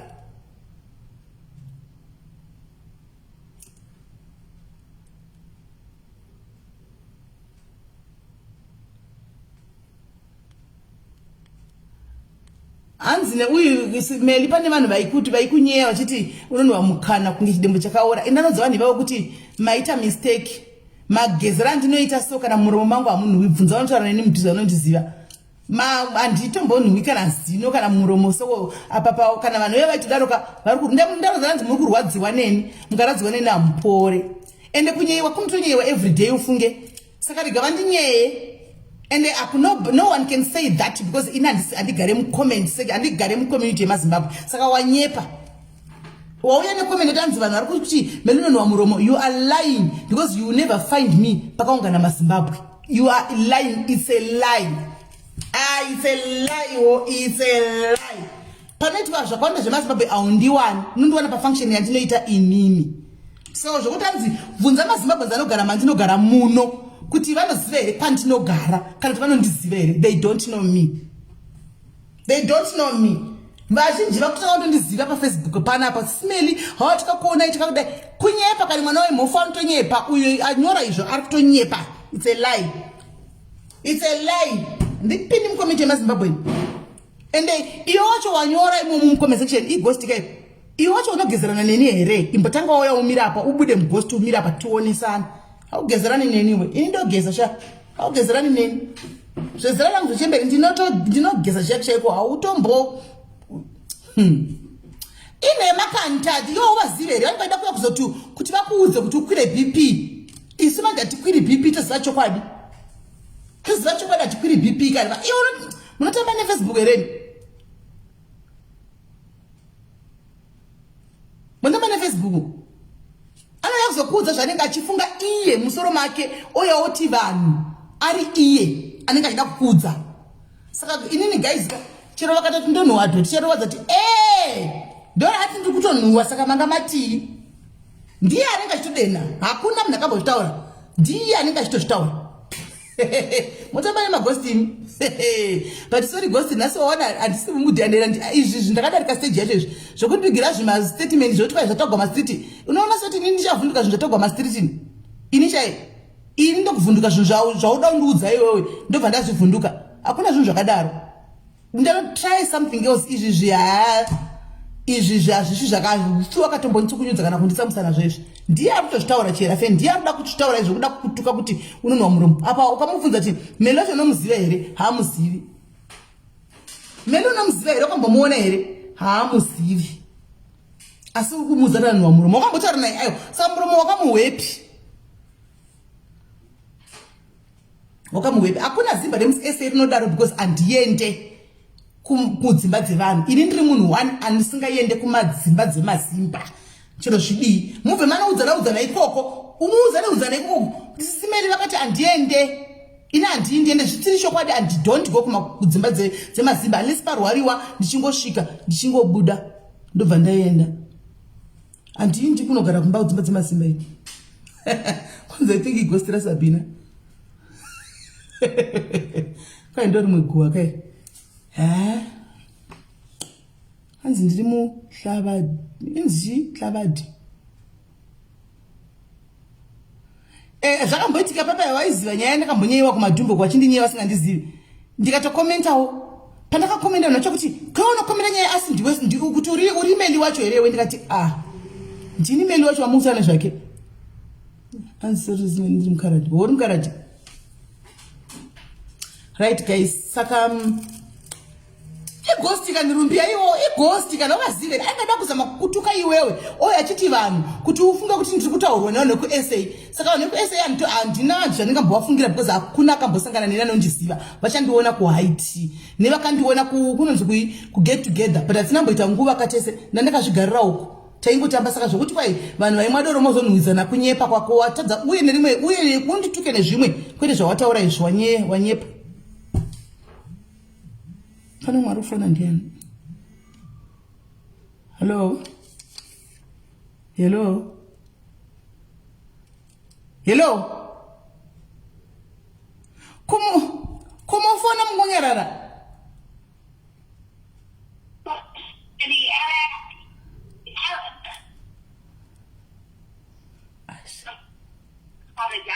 Asa hamna data. I've got 3 calls to South Africa. All right. Yeah. I'm just calling to just apologize for going mad on your life. No. Don't worry. No. Don't worry. Tatapeza nezvayo. We have finished that one. Don't worry. Yeah. I know. You know somebody. Sometimes when somebody is frustrated, you leave them to say whatever is in their hearts, and then afterwards it's done. No, I know you are okay now. You see, you're coming back to say I apologize because you're now okay. So we don't want you to carry on having those grudges. So you need to come and vent, and you are okay. Yeah, no, I just wanted to apologize because really, I was really all the lies. She spoke a lot of lies. A lot of lies. Like, clearly, even if you want, I'll send you pictures. And please, I'd appreciate it. As a time of between myself and you, don't put it on social media. But I can send you her bank statement. She's never sent, not even 1 penny to Grace. That's all a lie. It's a lie. I can send you a story on how she seeks asylum, everything. If you see, I have it here in my hands, in my house. Yeah, but you know what, Antoinette? Now that all of us we have seen something in Brenda, just forgive her and stay away. You know, forgiveness is for your own good. Yes, forgive her and stay away from her. You know what, Susanel? Let me tell you the truth, yeah? You know how this year came about? I left the story here. As how she explained to you in the beginning, if you watch the whole life, she explained that she called me. And she spoke to me about it. Alright?